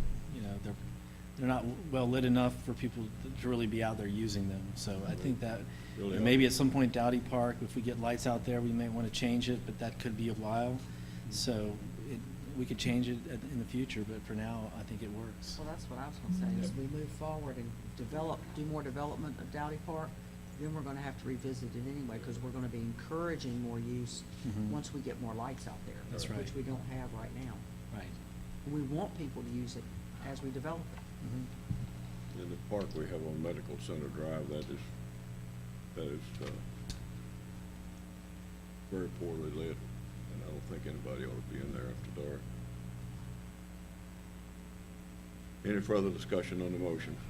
To make hours for all of our parks, like an hour before sunrise and an hour after sunset. All those in favor signify by saying aye. Aye. Aye. Opposed, like sign. Now we need another motion. I'm gonna make a motion that we adopt the ordinance amending the Code of Ordinances of the Town of Nags Head to reflect the change we just made as to hours, and to adopt the further changes as defined by staff. Is there a second to that motion? Second. Motion made and seconded. In discussion on the motion. Yeah, I want to make one statement, since I've been living with this skateboard issue since I came here. So the first thing I did on the board, and I don't care, the skateboard community somehow needs to understand they're their own worst enemies. And it's been historic all the way through this thing, including the one at the end. Don't come in here and tell me we're gonna self-police and the rest of it, because they're not. Day one in Dowdy Park, the day we officially said you can go in there, there was a skateboarder cranked up at some miles an hour coming around that curve, right into a crowd of people. It hadn't stopped since. Before the park opened, there were skateboards on the mounds that we had back there, Yeah. the soft surfaces on. And, you know, at some point in time, but they don't want to see a bunch of people in here next month. Well, they can come in, but they're not going to get a good reception if they come in here and say, oh, we're poor skateboarders and this and that and the rest of it. They're their own worst enemies. Any further comments on the motion? If not, all in favor, signify by saying aye. Aye. Opposed, like sign. And you've got your ordinance, Andy. Next item is consideration of planning office's remodel budget request. Andy, you're up for that also? I don't have that on my computer. I don't seem to have that on my computer. G4? Mine stops at G3. Right here. I had to go to the website because Yeah. mine didn't work, so. I have to get out of what I'm in now and go to the website. You're right, yeah. That's what I Really? It was on the website, because that's how I did my study. Well, I did too on my studying, but I don't have it Yeah. on my download. You have it up there, Roberta? Could you put it up so I could at least see it? I'm sorry? Yes, could you put it up so I could at least see it? Thank you. Oh, no, you keep yours, you're all right. So I have to-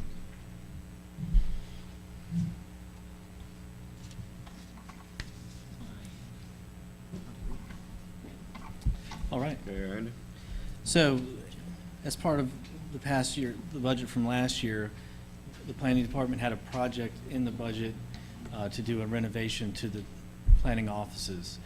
And this was to include additional office space on the easternmost portion of the planning offices, where the building inspector, Steve Szymanski, sits, and where there are two other spaces that would become available for future office space.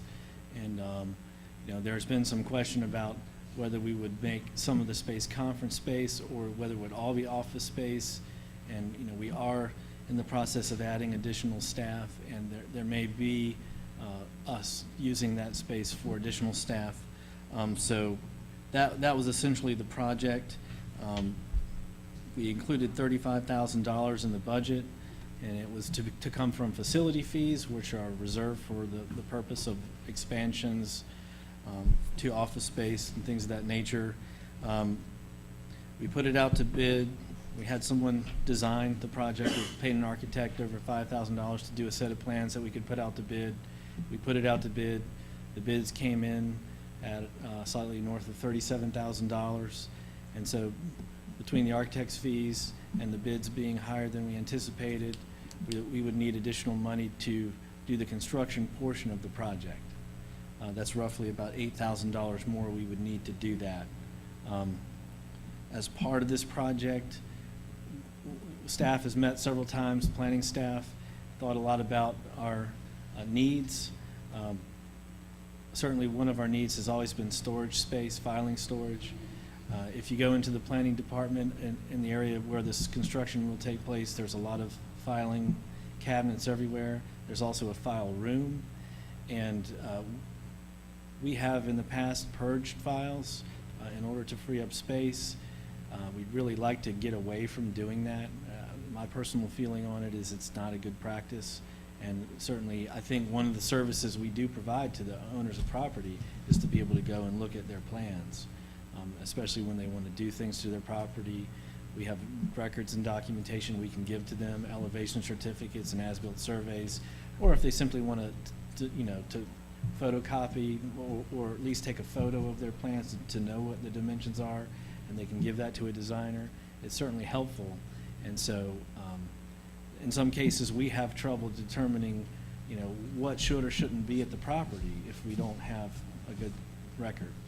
And so we'd really like to preserve our records until such time that we go towards a digital records management system, which we're not really prepared to do at this point in time. We're always going to have the need for storage space. So one of the ideas that we collectively came up with as a department was to better use our space. And the original design included a large lay-down table area in the center of the planning department that everybody's familiar with. And then you have cabinets on both sides of adjacent to the wall or mounted to the walls. And those cabinets really are not very well utilized, and we don't really need that much cabinet space. And what tends to happen is people just put boxes in the cabinets, or on one side there are a lot of old books that from the 70s. They're just not, it's not what we really need. And so the idea is to take down the set of cabinets on the north wall and put in a storage system, which is very similar to what the Administrative Services Department did in 2013, and they have a system like this back there, and they're on tracks, and so they can collapse together, and it's a space saver system, and they're almost to the ceiling. They're about 7 feet tall. And what we've calculated is that by having a system like that, we would probably more than double our filing storage capacity, and then free up space back to do the office renovation. Now, I think we can still do the office renovation without the filing storage system, but the better workflow would be to install the filing storage system and then move the files at once, and then not have to move them twice at a later date. But we understand that this was not really contemplated in the original budget, and so if we can't get the money to do this, then we would certainly appreciate the money to do the construction part of it. But that's what we're asking for, is to be able to fund the shortfall in the bids, and also to pay for the storage filing, and then finally a small contingency that we hopefully won't use. But I'm listening a lot more to our town engineer these days, so I like to include things like contingency for projects. So anyway, that's essentially our request. We're asking for this money to come from facility fees, and the finance officer assures me that it's there. So that's it. All of this financing would come from facility. From the admin facility fees. Okay. And if you didn't have facility fees, would you be asking for the extra money? I think we would be pinched a little bit. It would be a little harder, because then we would have to find a way to take that from other places. So I do think that Made it easy. it makes it easier. Somebody did some planning a long time ago when they came up with that. When we got special legislation as a town to allow us to We may collect lose those. it at some point, that's my worry. Yeah. May I ask a question? Yes, go ahead. How much would it cost to go to digital imaging? Oh, I don't know. I mean, years ago when I worked here, we actually contemplated doing that, and we got quotes from vendors to come in and bring in equipment and go through our records and scan everything. So we wouldn't be doing the work, a vendor would be doing all the work. I think it was like $150,000 to just scan what we had. Yeah, that was years ago, but stuff has improved, so I wondered Right. if anybody had given any thought to how much it would cost to do that. Well, we have not gotten quotes on that. And then, you know, the other thing that we would need to do simultaneously with that would be to either adopt an ordinance or change our policy that when people submit permit applications, they're all digital. And we're getting those some now. And certainly any of the commercial work that people are doing, they're submitting electronic plans to us.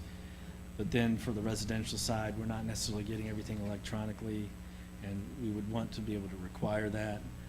And then we would sort of have to develop a system for us to do reviews and plan reviews and approvals digitally. And our current permitting software, I'm not sure, is up to the task of letting us do that. So that is a big project, I feel like, to go to that direction. And I do feel like we're always going to need this storage. Regardless if we do go to a digital system, I think we are still going to need a certain amount of storage like this. Okay, any further questions for Andy? Just curious, Yes. what does this do to the admin facility fee bound account? I think it gets it down to about $20,000 or so.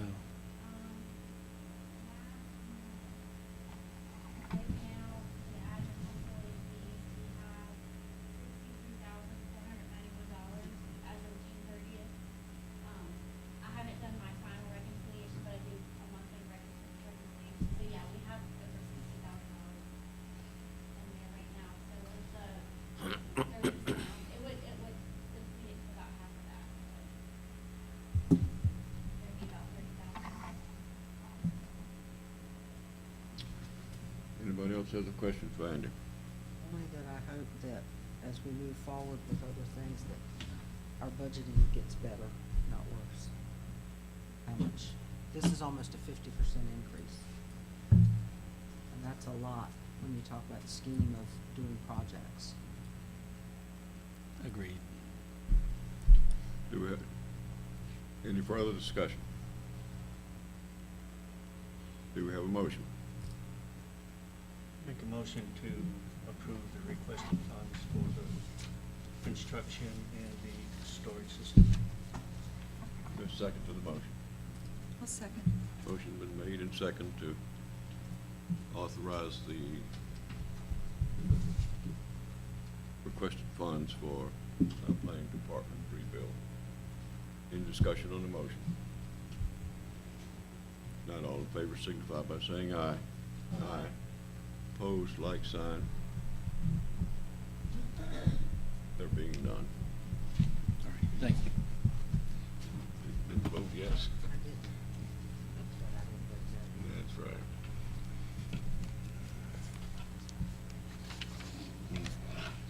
All right. Do we have any items tabled from previous meetings? If not, we'll go to new business committee reports. Commissioner Ratzenberger, you have a report designated. Yep. Roberta? We're on.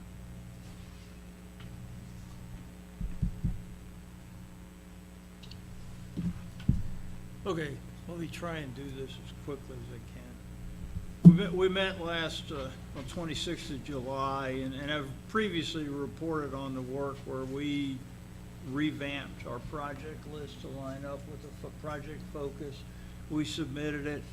The ARPO approved all submissions in there, and they're listed up here. Ours are at the top. I mean, they're in the process.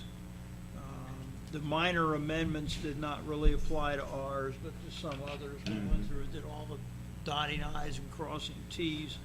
In other info in Pete that I've taken out of spot 5, Okay, rehabbing the Alligator River Bridge is a maintenance project, and that's not a repair or widening, that's simply the fixing it, fixing it up. It's ongoing. The widening of 64, which would include a new bridge, subject to reprioritization. So it's still on the list, but where will it be? Dot has said they're fighting hard to keep it there for visibility.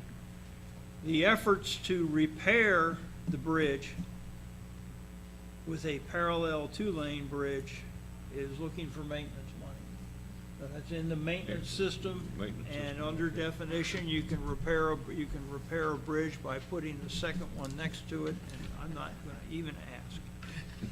Okay, Mid-Currituck Bridge is, and I'm sure we've all seen something. Currituck says tourism is booming, traffic is a bigger issue than before, but the water park is not.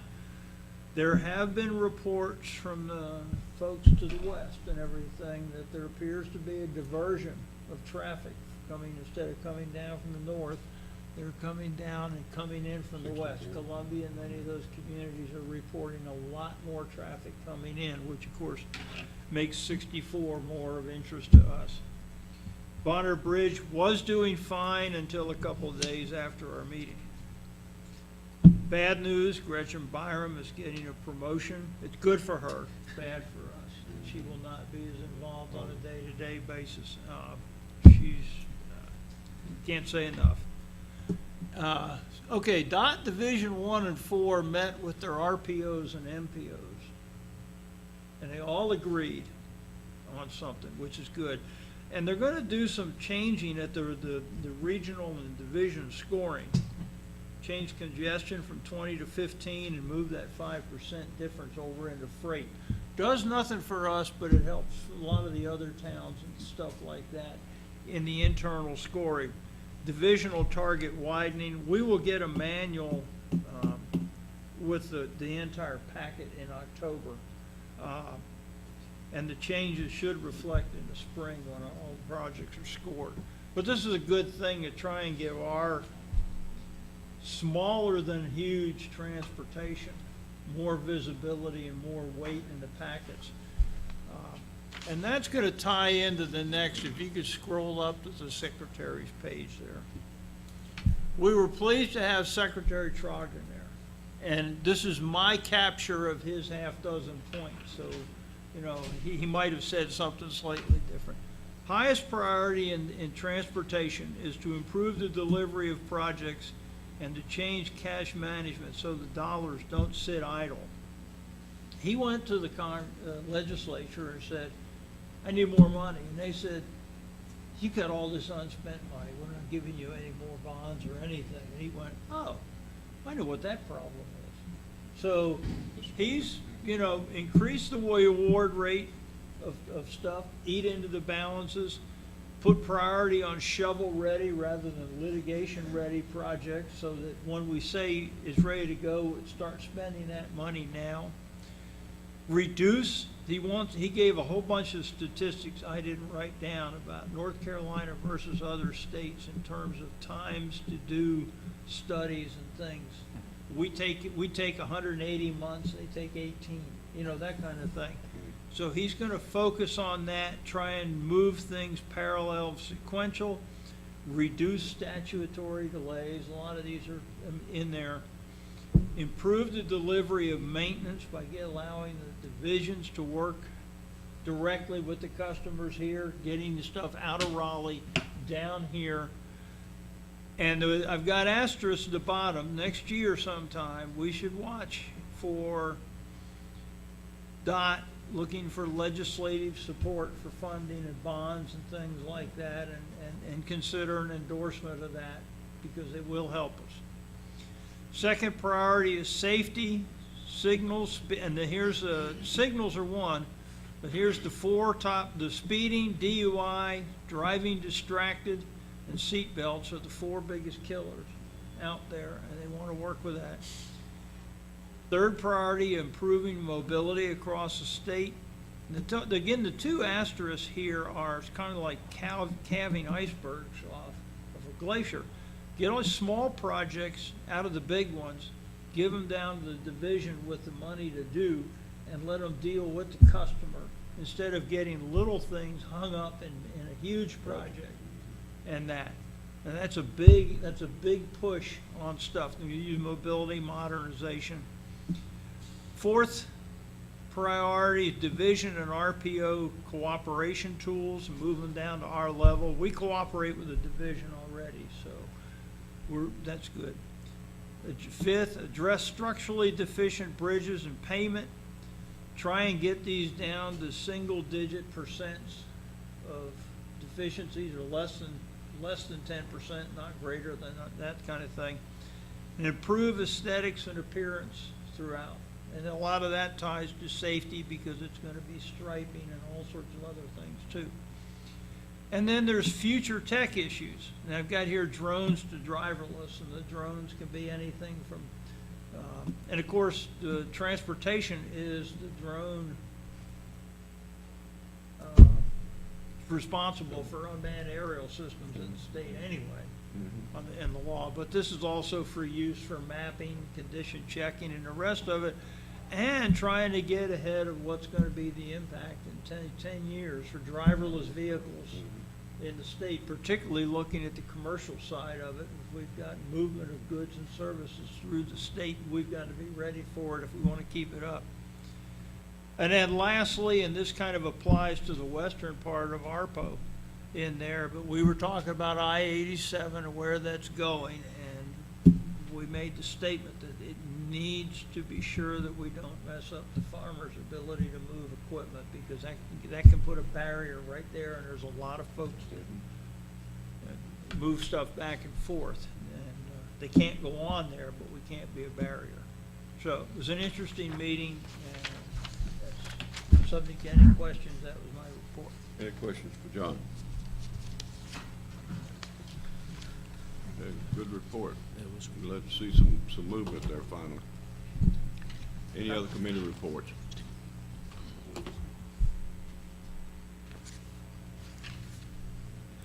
If not, we have 3 resolutions to consider, authorizing the following surf fishing tournaments.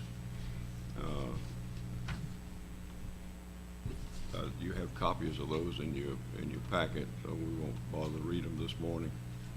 But let's act on those individually. Is there a question on any of them? Do we have a motion on the Nags Head Surf Fishing Club's annual invitational tournament? Motion to approve. Second. Motion made and seconded. Any discussion? Yeah, discussion is, I believe this is number 66, and they bring in about 80 teams, so that's 240-some people plus judges participate in this thing, and it's a big deal, and we certainly, I think, along with the resolution to approve it, sure. We appreciate them being here every year. So you would like to include a letter with that resolution thanking them for being here this long? I think that would be appropriate to all of them. Okay. Any further discussion? All in favor of the resolution signify by saying aye. Aye. Aye. Opposed? Like sign. There being none, it's so ordered. The next one is Fraternal Order of Eagles Annual Surf Fishing Tournament. You also have a copy of that in your packet. Motion to approve. Motion to approve. There's a second. Second. Any discussion on that resolution? I'd like to offer the same discussion there. This is number 3 for them. And we've also heard about them coming to town, possibly coming to town from planning board. They do 12 teams, 6 people, so it's about 70 people plus judges. Plus families. in a lot of Yep, cases. plus everybody else who goes with it. We certainly do appreciate them, and I think we should acknowledge that. Okay. All in favor of that resolution signify by saying aye. Aye. Those opposed, like sign. There being none, it's so ordered. The next one is Outer Banks Association of Realtors Annual Scholarship Surf Fishing Tournament. You also have a copy of that in your packet. Motion to approve. Second? Motion made and seconded. Any discussion on that one? If you don't mind, same thing, this is the 21st. They've been here. They bring in 25 teams, about 6 people, 150 people, plus judges, plus families, plus everything else. And we certainly do appreciate all that they do with it. And we'll get those letters written and get them out with the resolutions. Thank you, Mayor. All those in favor of the resolution signify by saying aye. Aye. Aye. Opposed? Like sign. There being none, it's so ordered. Thank you. Mr. Lighty, do you have anything for us this morning? No, sir, I do not. Not today. Town Manager, Mr. Ogden, have an update on stormwater. Yes, sir. Thank you, Mr. Mayor. I'm going to attempt to go through the month of July and the issues that we faced and how we've addressed them during, after, and moving forward. In the last month, I owe a huge amount of gratitude to David Ryan, and I'm sure I can't get through this presentation like I couldn't get through July without David. So I'm sure at some point he'll be called upon to answer some of these questions. And Public Works as well. They have done a tremendous amount of work in response. I don't think that the general public understands what is done to the conveyance systems, the stormwater systems prior to events, what we do in February, because the ditches can grow back so fast, but it's not as if we're not being proactive. Public Works is both proactive and then has a tremendous amount of response after the storm. And I am surprised that there wasn't any public comment based on some of the comments that staff has received in the last month. I'm really surprised that we didn't have more people here today to speak to the issue of the stormwater. But I think it's important that we don't consider that an indication that over the last few days we've dried out and the problem's gone away. I think it's not the case at all. There are many, many residents and property owners that are, I think, confused. They're upset. They're frustrated. They think that there are problems to these answers that the town has ignored. They think there's solutions that are obvious that we could employ, but it's simply just not that simple as the board understands the dynamics of where we live. The last thing people want to hear is, well, we've had a lot of rain. But the fact of the matter is July was, by some indications at Town Hall, our rain gauge there, historically we have about 5 inches of rain in the month of July.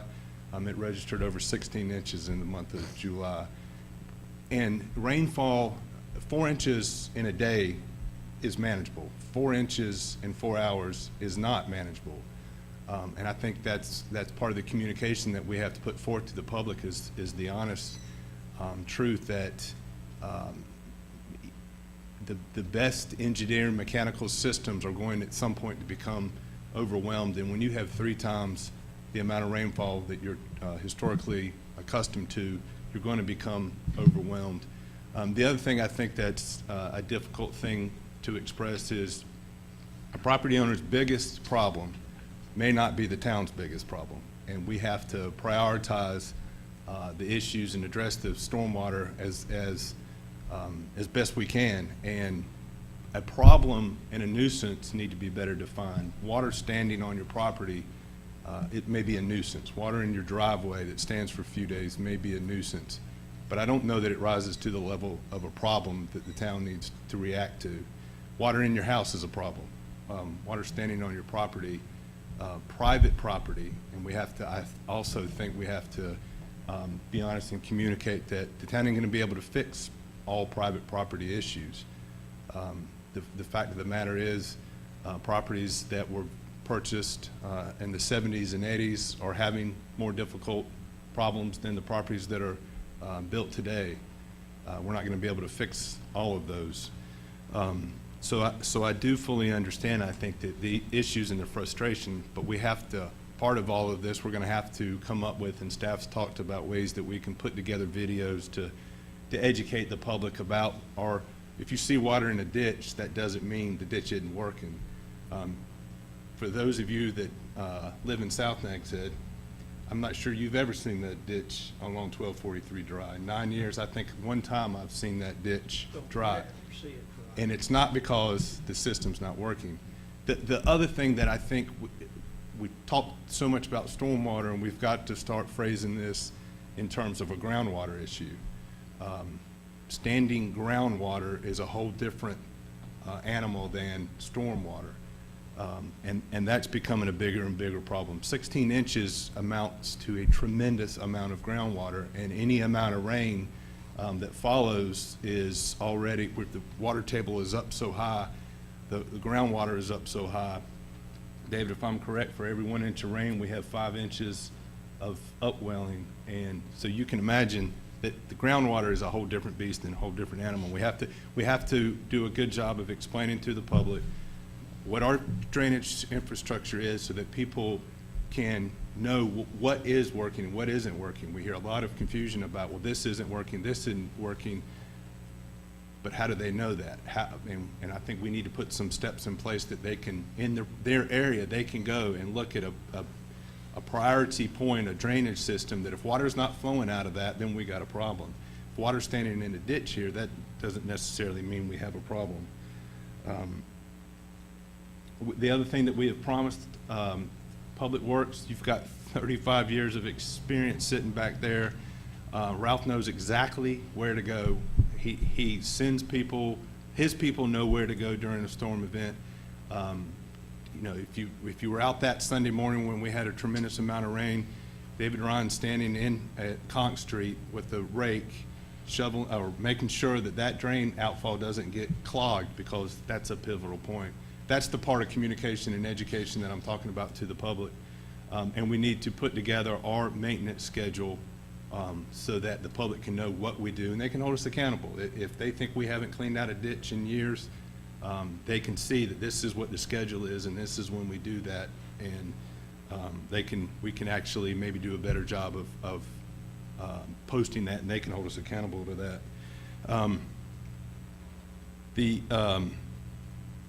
What we've done we've identified, and you heard today, some ordinances that we think the board may want to consider looking at that would help address some of this.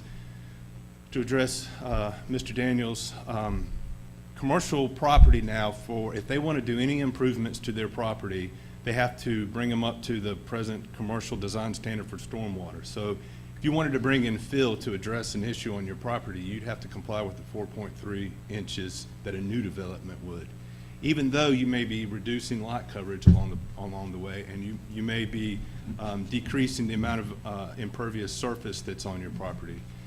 And so in order to get that, there's a benefit from that. And so I think what we need to look at is if you are trying to address a property, remedy a problem on your property, that you have some relief from the ordinance and you have some relief from the 4.3. So that's one thing I think the board could act upon pretty quickly to help not only Whalebone Seafood, but some other properties as well.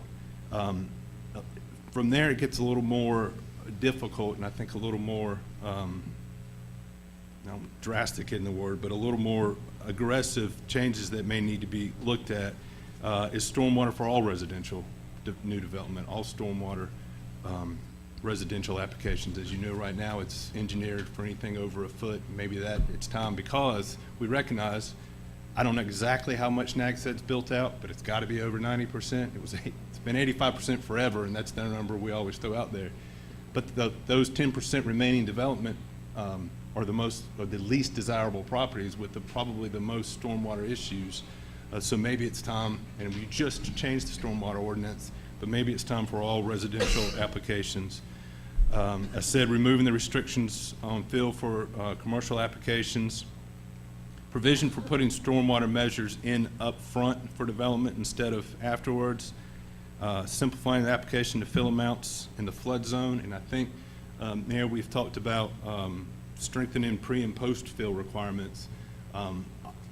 Fact is that a lot of people on the west side of the beach road look at all the new development on the beach road with the hotels that have been torn down, and the new houses that are being built, and those new houses are taking a lot of the blame, either they're perceived or they're actually creating part of the problem with sheet flowing off of the driveways or not capturing enough water there. And we've talked about something even more drastic. I'm sure that we can do this, but requiring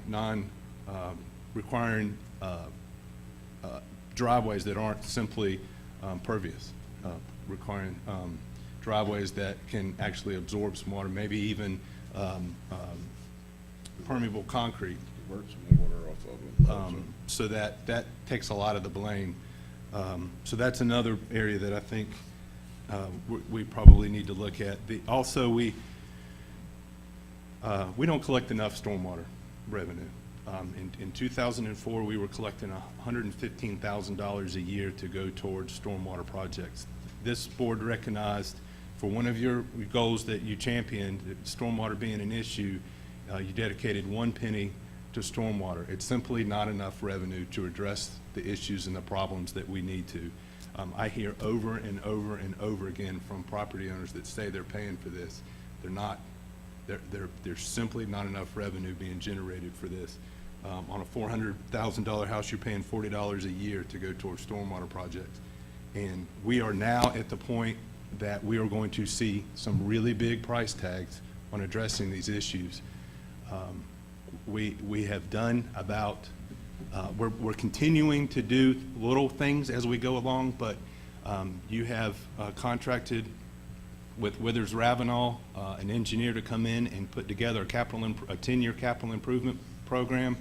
We're probably a year to 2 from seeing that, the bigger project put together, but 1 penny isn't going to begin to touch any single one project on that 10-year. The things that we are doing with the money that we, as a result of this rainfall, presently we've got money earmarked for Soundside Road for some drainage work. We know that Mall Drive is a problem, and that's been earmarked and prioritized. Vista Colony, the pump automation, right now staff is turning those on manually. We have some more South Nags Head work.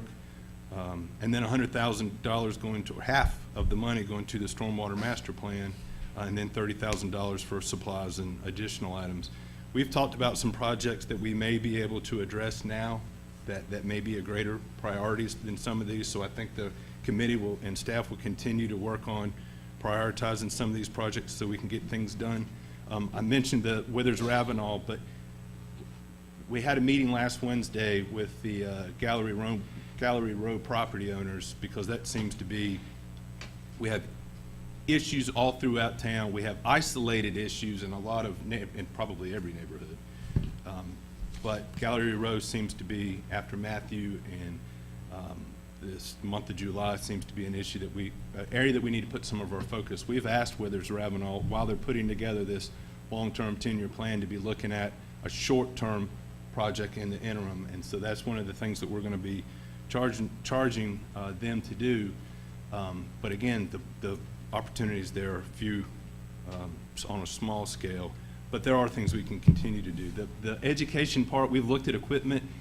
This is probably of the most, other than the revenue, some other, something I'm going to say that's probably not going to be well received, but because stormwater is becoming such a big, has been, and what I'm afraid of is that in 2012 we went through this. We had a tremendous amount of rainfall. Then we had Matthew, and here we are again today, and it's reminiscent of 2012, and I'm not sure we're that much further along than where we when we were in 2012. We have made some improvements. We've extended the Red Drum Ocean outfall. We've made some improvements on the west side neighborhoods. We've made some improvements along 1243 in South Nags Head. But I don't want 3 or 4 years from now to be standing here, because I think people in the community hear what I'm saying every 3 years, and it's falling on deaf ears, and I don't think it's being well received anymore. But when we have storms like this, Public Works stops everything that they're doing, because the same staff that goes out to address these issues are the same staff that are cutting the right-of-ways, that are cleaning the bathhouses, that are dumping the trash, that are doing all the things that need to be done. So it may be, Tom, that we, and Ralph has talked to me about this for years, creating a separate stormwater division where we can dedicate resources to the problem instead of reallocating resources to the problem. But I think that's something for a bigger discussion when we go through the budget process. And then the other thing I wanted to mention was the partnerships that drainage require.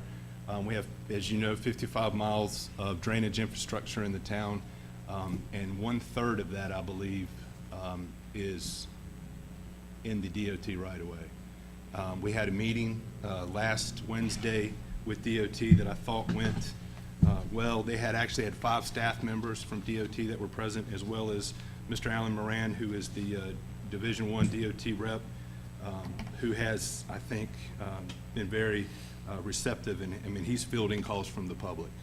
And so I think it's important it's good for him to be able to hear what we hear, because you get a better sense of what people are dealing with, the urgency that they feel.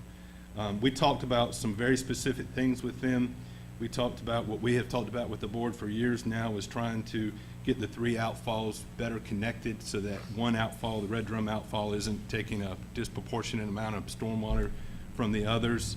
That's problematic, and it's not going to happen in the way that we would hope that it would, because it's just simply more liability than DOT is willing to assume, because DOT's responsibility is to keep the water off of their streets and in their right-of-way. And if we somehow were to direct water to an area, we hear people say, I've lived here 30 years and I've never seen the water like this, just as much as they hear us say, well, there's been a tremendous amount of rain.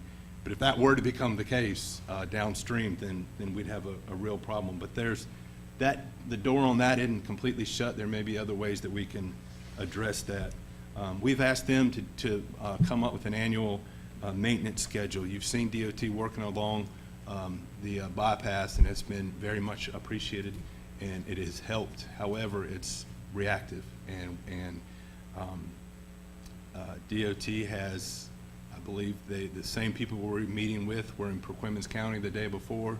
They have a huge territory that they have to cover, and getting a dedicated maintenance schedule from DOT isn't realistic. I don't believe that they're going to commit to tell us that they're going to clean this ditch out or that ditch out in the month of February, because they get triaged and pulled off just as much. However, I think we do have a good line of communication with the boots on the ground people that we can call and get it done. The Park Service outfall, a little bit moving further south now, obviously, but we recognize the Park Service outfall as being crucial to the South Nags Head drainage issue.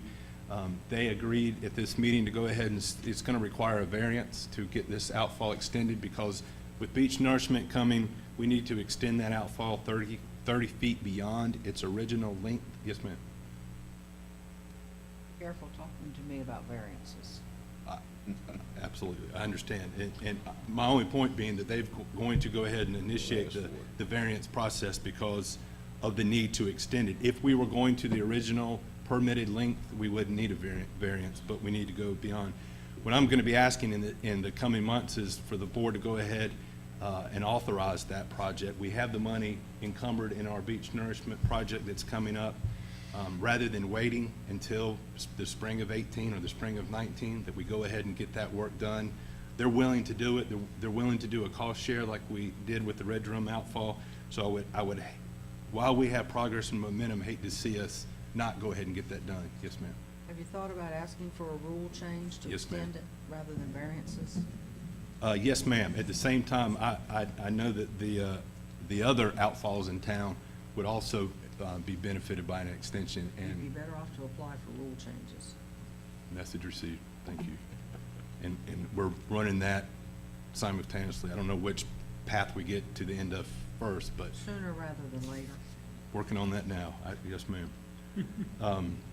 We still have the Conch Street BMP, the Conch Street outfall that's kind of in limbo, I guess, because it's the sponges are still in this outfall. We don't know. We know that the outfall didn't work as it was designed, and the question is, taking those sponges out, will that help the flow of water? But that process is in place. DOT is in communication with, I guess, the Division of Water Resources to go ahead and finally figure out how we're going to get that resolved. That was good progress.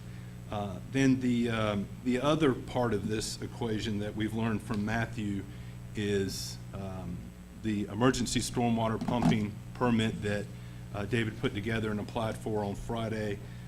What this is during a declared event for stormwater, we have been able to pump water off of roads that was greater than 14 inches in depth. Hurricane Matthew kind of changed the way the states looked at that, and they've been agreeable to accepting applications for less than 14 inches, and we've applied to be able to put an action plan into place when we have greater than 6 inches of water. That's a pretty big deal because, as you know, 14 inches standing at the crown of the road, it's considerably more in other areas. That opens up another issue is what happened during Hurricane Matthew. DOT brought some pumps just in case and had them staged. And I got to say this every time I stand up and talk about stormwater. The town does not own pumps. There are no gates that the town controls on the ocean outfalls. We have no ability to there's a lot of rumors and conspiracy theories out there about I even heard one that the town is trying to keep people in water because we don't like the flood maps. And if we can show that the property is standing in water, that proves the flood maps aren't right. So we've got to deal with that. And social media is a nightmare. But point being, we're going to have to look at how we pre-stage these pumps. Kitty Hawk, as you know, doesn't have outfalls. They pre-stage their pumps, and it's at their expense whether they turn them on or not. Those pumps could be upwards of $30,000 after having them pre-staged for a while. You've almost got those purchased, and we may be getting close to the point where we have to look at purchasing a pump. But that's I guess, I don't know if we can get some direction on those ordinance changes, if we can look at the commercial design and the residential design standards, and that may be things that the planning board could look at now. But I'd be happy to answer any questions. And David, did I leave any holes you want to fill in? Thank you. Any questions for Cliff on stormwater? Well, you mentioned the committee, the stormwater committee, and there's a lot going on. I mean, it's a massive undertaking, and it's a multi-year undertaking to abate some of the issues. We're never going to resolve them all. I just don't see how that can possibly occur in conjunction with sea level rise and everything else that's going on. But you mentioned the committee work, and it's when we met and decided to have committees, the whole point of the committees was to have public input, to help educate the public at the same time, to get their feedback, to get their ideas on how to move forward, and help them understand that, there are costs associated with what we do. At this point, it's really been sort of a working group with stormwater, and I don't want to prohibit movement forward, but we've had a lot of criticism. It might be beneficial as part of the education process to actually include some citizens in the committee to educate them, to get their ideas, to help them understand what you're facing or what we as a town are facing, and the costs that are going to be associated with that. Because education is a big part of the component, and it seems like that would be a really good way to educate. Just a thought. I would concur, but you brought up one of the things about going ahead and commercial can't redevelop unless they meet new standards. I would ask this board to authorize staff to go ahead and let's move forward as expeditiously. The town created the problem we heard about today. We created that problem by allowing those people to fill those lots and bulkhead them. And I'll have to watch my language to sew them back. And they flooded property all around them. And we created it. Now we stopped it. And we don't require residential to do a whole lot, but we require commercial to do a ton. Because you want to talk about stormwater funding, most of your money comes from the commercial segment of our population.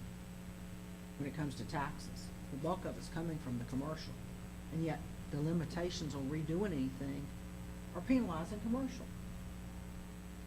So I would ask this board to move forward expeditiously to allow people to do things that are gonna reduce lot coverage, but in order to help stormwater. Instead of making it cumbersome, let's Right. facilitate it, make it better.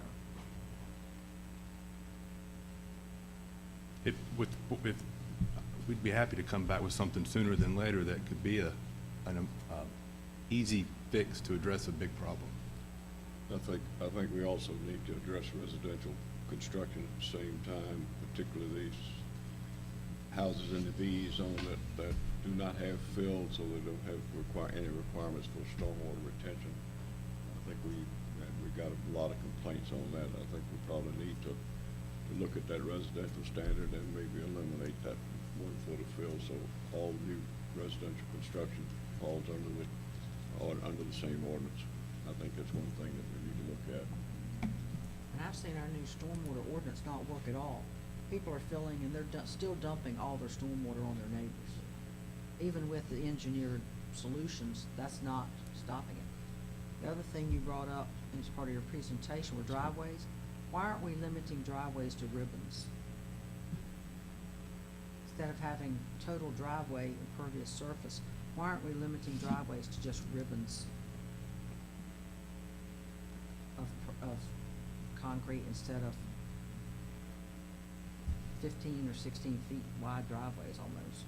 Something we'd like to bring back to you, planning board. One thing, Cliff, that I recall from our meeting with the state, I think they agreed if we would supply priorities that they would enter into. They wanted a 3-year rotational scale on cleaning ditches, and 5-year rotating. I think we came back with like a 3-year. If we developed the priorities that they can't do all the ditches in any 1 year, but they could probably do a third or a fifth of them and stay on a rotating schedule if we gave them the priority. So I would like to see that go forward. Since you brought that up, Mayor, could I ask another? There's one ditch that I've never seen cleaned out in my lifetime here. And that's the ditch between Raceway and Jurassic Park. I've never seen that ditch cleaned out. It's a DOT ditch, but I've never, ever seen it cleaned out. Ralph can correct me if I'm wrong. One time I seen it, one time they came down, that was probably 20 years ago, they cleaned the ditch, and it ran into the event site and that ditch. That was probably 20, 25 years ago. Yes, sir. They've never been cleaned again. Thank you, Ralph. I didn't pay attention to drainage 25 years ago. But I can tell you, I've never seen that ditch cleaned. We'll take it forward. And that's not a huge, long area, but it needs. Have you made any progress with cleaning out the ditch beside the South Nags Head Fire Station? No, ma'am. The same progress is, what we're able to do is the hand pull. We can clean out the length of the fire station, but once it goes back towards the Park Service property, it's got to be removed by hand. Have you asked at a higher level? Yes, ma'am. Such as your congressman? No, ma'am. But I can do that. Why aren't we exploring all of our options instead of just stopping with the first bureaucratic no?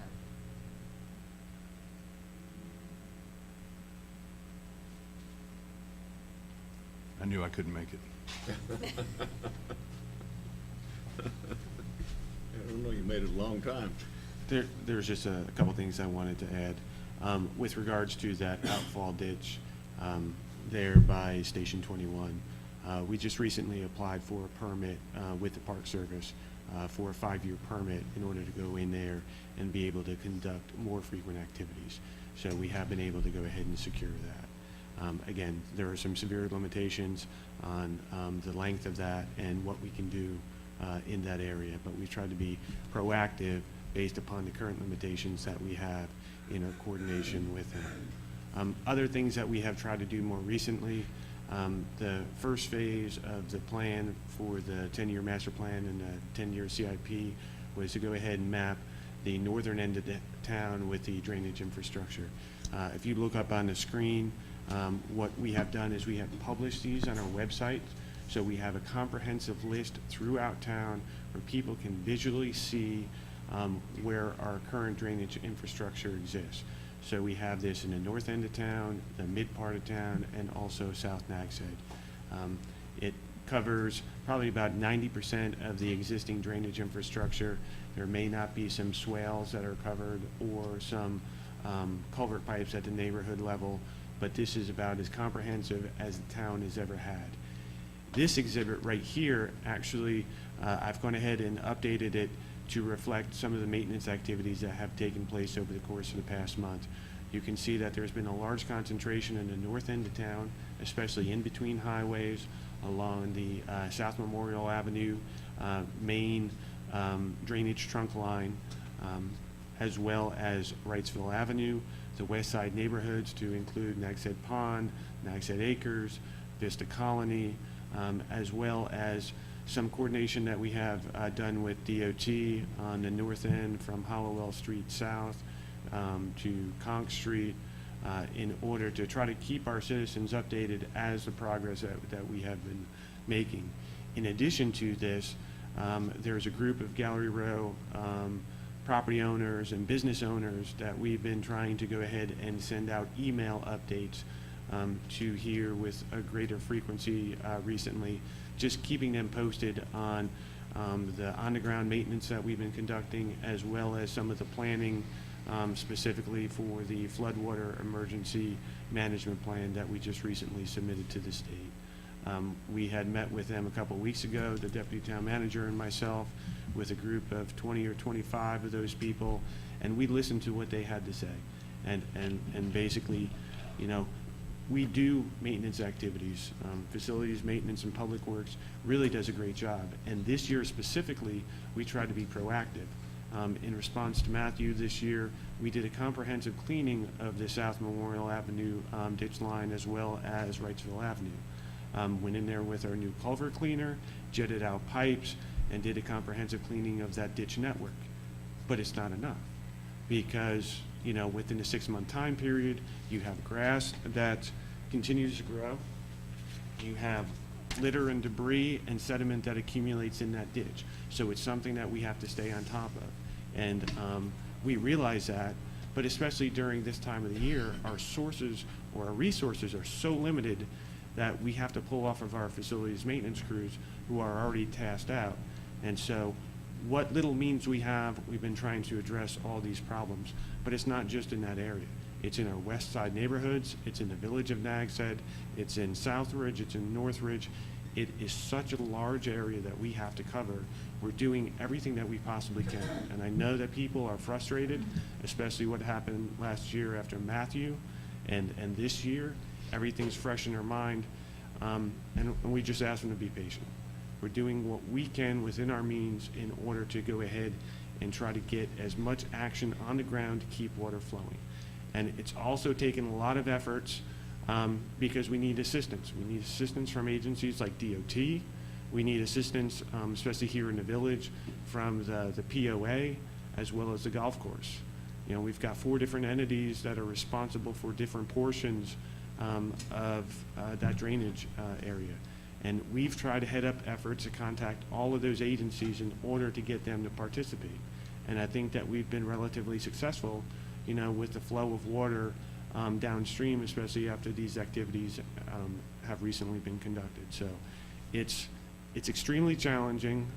We understand the residents and the business owners, their frustrations over what's happened over the past 6 to 8 months, but we're trying, and we think that we're headed in the right direction. Right now, like I said, we're in the second phase of our 10-year CIP and master plan update. This is not a reaction to what's happened here recently. This is something that we started planning for, but because of the cost, we have to break that out over into multiple years in order to go ahead and make sure that we can continue to do work on the ground that will help out localized problems.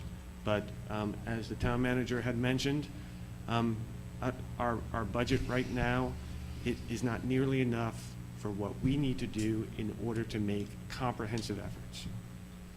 And so, you know, when we start looking into a more comprehensive plan, We're going to be coming back to you with what those costs may be. We'll look at various service levels that we can go ahead and improve and the costs associated with that, but there's going to have to be some decisions made as what we can do to improve this overall, whether it be a combination of improvement projects, whether it be additional resources that we need internally or externally in order to go ahead and take care of the maintenance needs throughout our system. Like the town manager had indicated, we've got 55 miles of drainage infrastructure.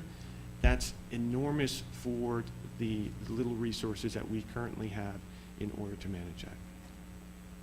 I think we also need to realize that we've got climate change to deal with, which are going to create more and more frequent events. I see this one in Miami got 6 inches of rain per hour yesterday. I don't know of anybody that can deal with 6 inches of rain per hour in his system. And I've looked at that as well. Over the past month, we've had 2 100-year storm events, 1 50-year storm event, and 1 25-year storm event. That is incredible over a 3-week period. This has occurred back in 2012, back in the 2004 to 2006 range, as well as the 2000 range. I've been up here beginning in 2000 and 2012, and here we are again today talking about this. But as we move forward, there's not going to be an entire fix, so we don't want to give false expectations that what we do is going to fix everything. I've got maps and documentation, as well as the wealth of history that the Public Works Director has given me, is that these same problem areas existed some 30, 40 years ago, and they still have not been resolved.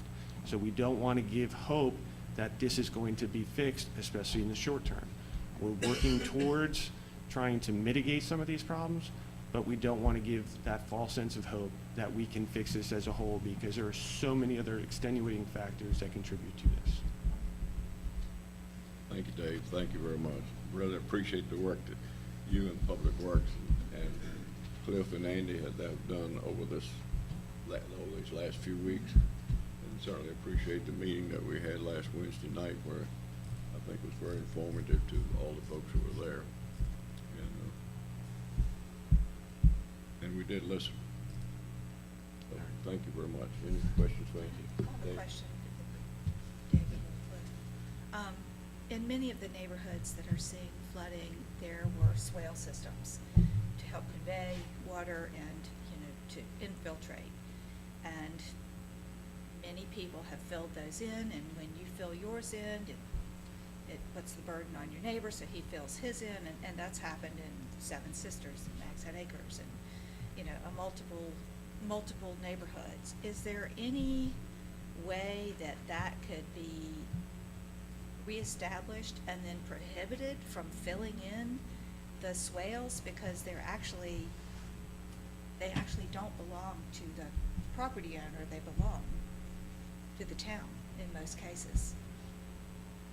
Right, and I think that's something that we have to do a better job on. I mean, even projects that we did 5 years ago in Vista Colony, there are still portions of those swales that have changed over time, whether it be sediment that has built up or plantings that have taken place within those flow lines.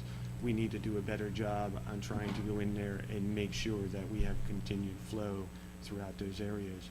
The problem that we've seen most recently is with the water table being excessively high, is those ditch systems fill up and they're at or in excess of capacity, and then there's no water to go, especially if there's no outlet available. But yes, that's something that we need to do a better job on. I'll just add that I think over time, what has happened is when we go into a neighborhood and we try to reestablish and take back the right-of-way from the property owner that's maintained it and landscaped it and developed it in some cases, that we meet with tremendous resistance. You may not have a problem on your property, but we need your right-of-way to fix problems on either side of you. And we haven't stood up to that resistance over the years. We've kind of acquiesced to the property owner, and I think it would take stronger resolve than we've had in the past to take back the right-of-way and view it as infrastructure, not part of someone's landscaped yard. And I think that's what it comes down to. There, can I Yes. I wanted to piggyback right there, because that was one of my first thoughts. If we're 85–90% built out, new rules on new construction aren't solving the problem that we have, which is what's already there. And I'm sorry, everybody that's here that has something is already part of the problem. And we need to focus on how we can retroactively fix it, put it back the way it should be, or how we can, what changes we can ask for, incentivize, or just flat force, one way or another, to deal with what's on down there already. Number two, and the thing I took from the stormwater meeting last week, and I briefly talked with Holly when Holly sold us on the UDO comp plan. She had all these nice little brochures and little simple little things, explained our rules. Well, nobody here knows the stormwater rules, and the rest we don't even know. We've got to find a way to communicate in simple terms, trifold level of communication to the community some of these basic concepts. What is, and what are the basics of stormwater requirements now? And fit it on one folded piece of paper this much, that's all you can say. What were they? What's the improvement that's already been made? Because many people don't understand the difference that newer homes today are in fact better or more efficient under the new rules than they were. But also just get some of the reality of the situation back to them so that we're now communicating real problems and not just perceptions based on, I don't know, I just saw a real need for education to come out on that thing. But simple, and I'm not talking dummies, I'm talking simple education. Every time we sit here with a new ordinance, my eyes are glazing over it every time we're doing it, and I'm sure the citizens are also. We gotta find a better way to communicate our message to them. And, I think that was obvious in our meeting last week and in some emails that we've written and follow-up conversations. I think that's absolutely necessary. And I agree with you. Somehow we have got to improve the stormwater conditions in the 85% that we're built out, because the other 15% is not gonna make it any better, but it's all we can do is say it's not gonna make it any worse. But the big problems have been here, started 40 years ago, and we've got to correct some of those if we're going to get stormwater control. All right, and anything else on stormwater now? I'd like to make a comment. The manager mentioned that there was kind of a lack of public comment here today, complaining about the stormwater situation, and that's a great observation. And I'd like to say that, in my opinion, that's a tribute to the work that's been done by Public Works, our engineer, the staff in general, and particularly to Cliff in the conduct of the meetings that have been held in the past couple of weeks, the way they've been conducted, and also to you, Mr. Mayor, for control of those meetings and making sure they were effective and the messages we're getting across in an unbiased and fair manner. So my plaudits to the town manager and his staff for what's been done. Thank you. Okay, you want to update us on FEMA funds from Hurricane Matthew? Yes, sir. In last month,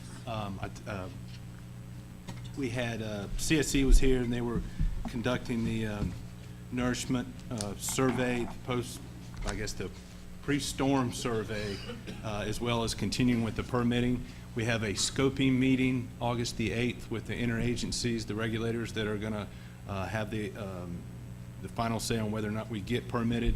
that's where the holdup is coming with FEMA. The naive optimism that I had several years ago has completely been, that bubble was burst. It's not bad news, it's not good news. The EHP with FEMA, the environmental historical permitting folks, want to have the core permit before they authorize our project. So that won't happen until December. At the earliest, we would see approval from the Corps would be December. That doesn't mean we're not still, I mean, a lot can happen between now and December. A lot has happened since I stood up here and told you we'd be authorized and funded by now. That's just, it's bureaucratic red tape. It's sitting on someone's desk that has the ability to say, we're not authorizing this until the Corps releases this permit. That's where we're held up. We've been in contact with our FEMA folks and our state folks. We've explained to them our timeline and our sense of urgency in that, you know, we're trying to run two paths here at the same time, because whether or not we get reimbursed for the loss of sand does have an effect on the permitting, but we're continuing to go forward at the best we can. And again, I don't know what else that I can provide other than that. Any questions for Cliff on the FEMA funding? Just hold to the course. I wanted to mention, if I could, two other things. You heard from some property owners today about the Caraway property. David Morton did issue a letter requiring the nuisance abatement to have that property, and what it said was you've got exposed, the doors exposed, windows exposed. They have to more or less take corrective action to keep Dad and his children from going into that house. They have 30 days to respond to that, August 7th being the deadline. I do believe planning has heard from the property owner that says he will try and get down here this weekend, but if not, it'll be 3 weeks. That isn't good enough for us. The fact of the matter is you have 30 days to correct the action. So then we would have to, as the attorney said, we'd have to enter into a hearing, a process to have the house to either fix it or tear it down. And when would you do that? August 8th, we would start that process. And when would the hearing be? I think there's some requirements for 15 days, whatever the minimum amount of notice is, and I believe it's 15 days. We would accelerate that timeline. And as to borrow a line from Commissioner Ratzenberger, hope is not a course of action. We're not going to hope they get it done. And then on a good note, I want to thank the police department for an excellent National Night Out last night. I think it was a great event. It was a community event. It was exactly what the town needed, was to have people to be able to come out for a good setting, a hamburger, hot dog, and to appreciate the police department, which we're very fortunate to have the police department that we do.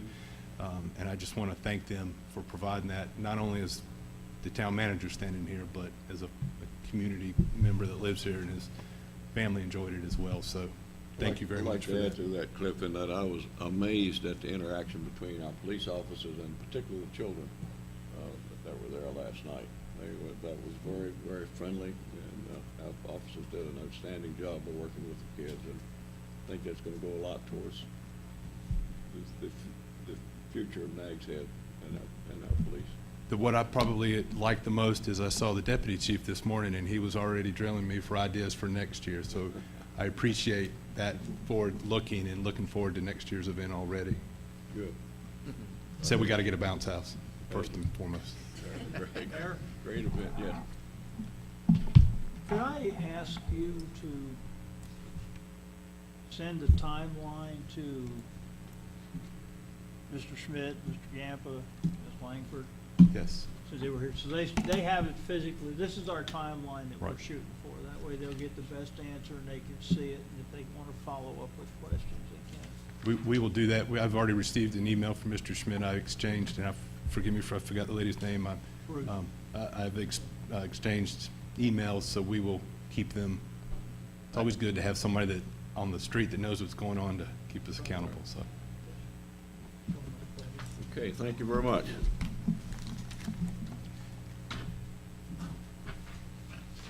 Do any of the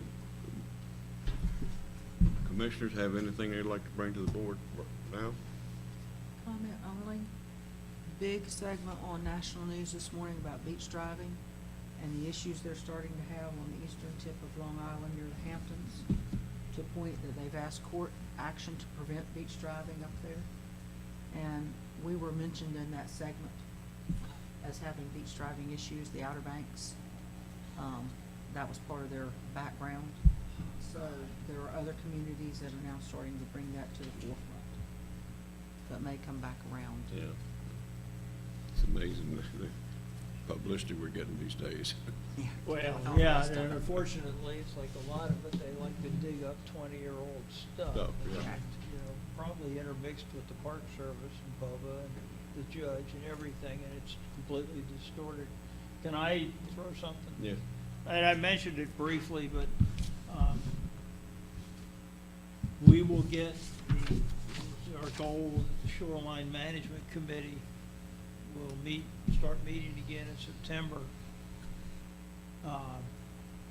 Not to worry about the current project, we'll just stay cognizant of the 2018, 2019 project, but to begin work on the 30-year plan. I've had requests from members to, let's get going. And it specifically mentioned sea level rise and things, so I'm interested, the VCAPS thing is about close to where I can put that in their packet of information and get them moving. So as soon as we can get together and pick a date, then we'll go ahead and announce that and get back to business. It's been a good summer off because we got other water issues than that right now. Okay, Could we good. go ahead and get on our website the response from Dr. Khanna about lifespan? That's been asked by several people besides me. Could we get that publicized? Put it up there in the committee thing or something. Put it somewhere where people can access it. Took a long time in coming, Okay, and any we're oth- paying for that information. Any other commissioner items? Just kind of in relation to what Commissioner Ratzenberger was talking about, our short-term nourishment program.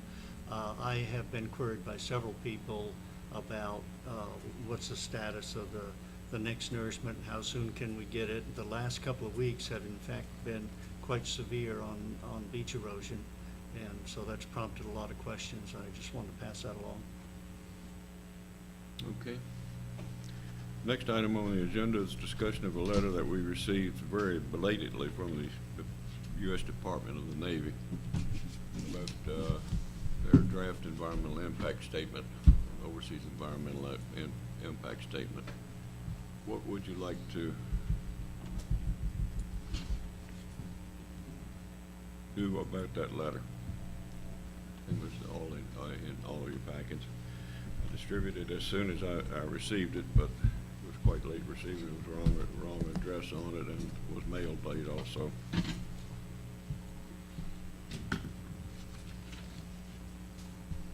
Yeah. The Navy does this routinely. They've been doing it for 20, 30, 40 years. They've been doing ship shocks in Florida for more than a year. How many things do you have to blow up to know how many things you're gonna blow up? I just,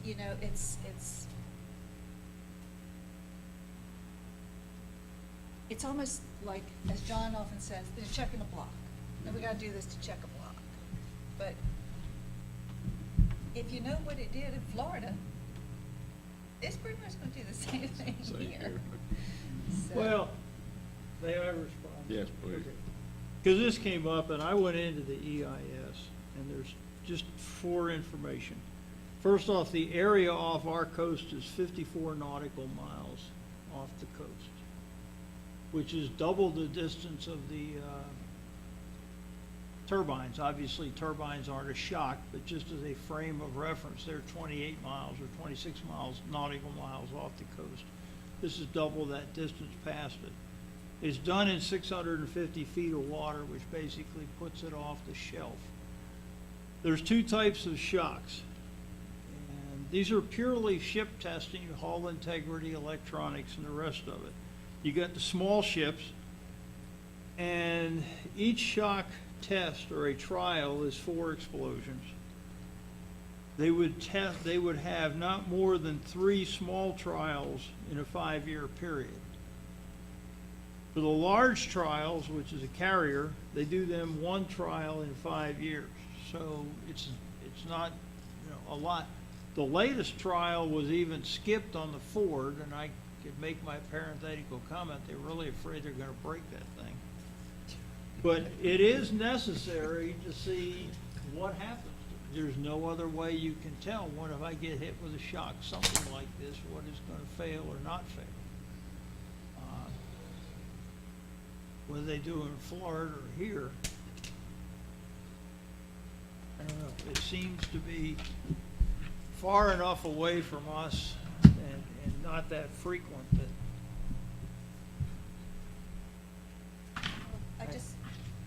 I know that, at Hatteras where the Gulf Stream comes in, that is one of the largest feeding grounds for marine mammals anywhere. I mean, the number of mammals out there is incredible. I mean, it's incredible. I understand they have to test. It seems like they just pick a spot and test, but, this is what my daughter does for a living. I can just tell you, I know a little bit about it. And they fly grids, and they see what's out there, and they do the ship shocks, and to see what comes up, what does blow up, so, anyway. I'd rather do this than seismic testing, if that makes you feel better. Well, not I'd rather really. do It's, neither. the impact is, I'd rather do neither. Last time the Navy did sonar testing out there, we had 31 right whales pilot whales that beached at Argon Inlet. Well, I understand that, but then again, the biggest killer of whales is ship collisions and propellers, so we can't condemn the commercial shipping industry, so What's your opinion? What should we do about this letter?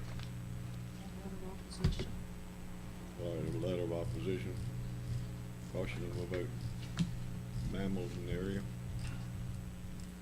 they already know. They're gonna do what they're gonna do anyway. It's the Navy. They really don't care what we think. What would y'all like to do?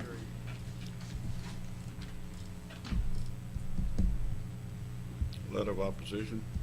You got a consensus on that? No action, as far as I'm concerned. No action. Yep. A letter of concern at the very least.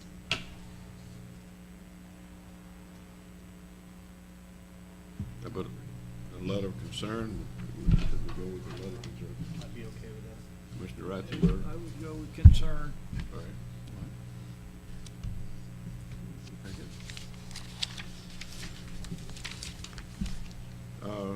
Next item is discussion of the town manager evaluation schedule.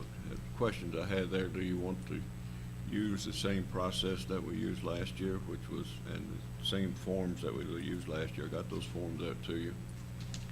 And would like to do that, then I will need the evaluations from each of you by the 20th of August, so I can consolidate those into one document. I've also asked the town manager to rate himself, so we can compare the commissioner's rating versus the town manager's rating. Is that process agreeable, or do you have changes that you'd like to make? I'm agreeable to that process.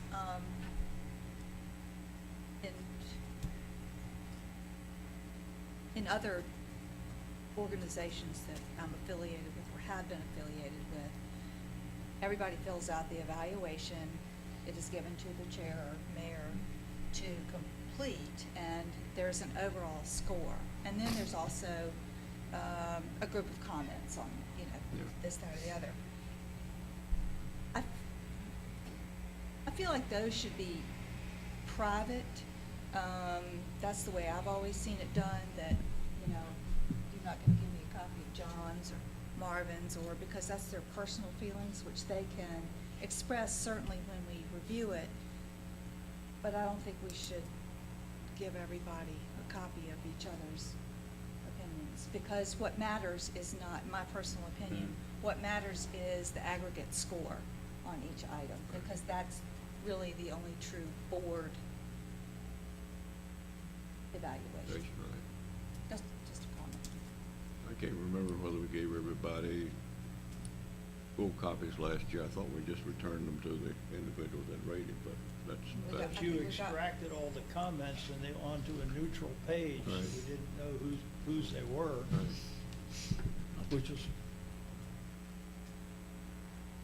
Well, that's what it's supposed to be. that's what we did.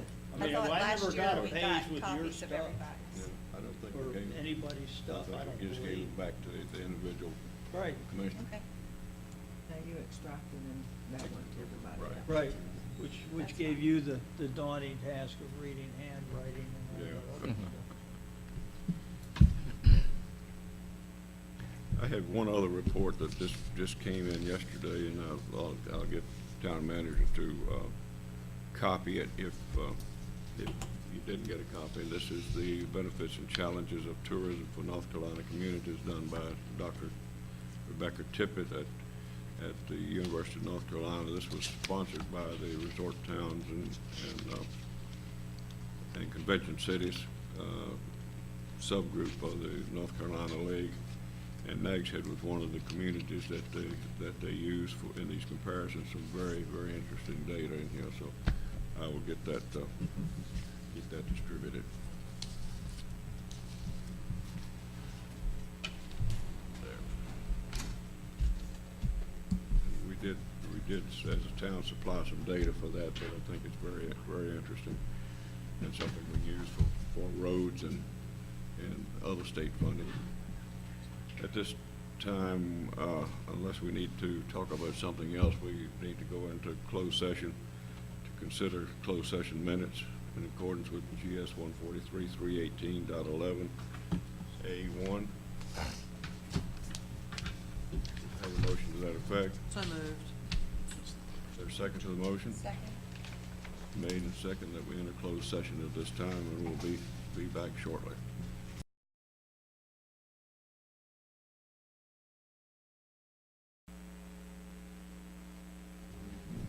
Yes, sir, Mr. Mayor. The board did consider and took action to approve the proposed closed session minutes from January through June of 2017, and then also took action to keep sealed certain minutes and to open others, but no other actions were taken in closed session. Okay, thank you, sir. Is there any other business that we brought before the board this morning? Mr. Ogburn, you had a request that we consider the modifications to Dowdy Park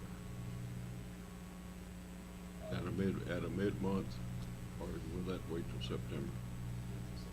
All right. If there's nothing else that I know of that we need to address by mid-month, we can go ahead and adjourn at this time. Does anyone know of anything we need to address at a mid-month? I need to address a family dinner on that date, so, Okay. which I and my credit card are required to be present. Oh, okay. I've got an anniversary on that date. For which he's If not, I'll entertain a motion to adjourn. So moved. Move, second. Second. All in favor, signify by saying aye. Aye. Opposed, like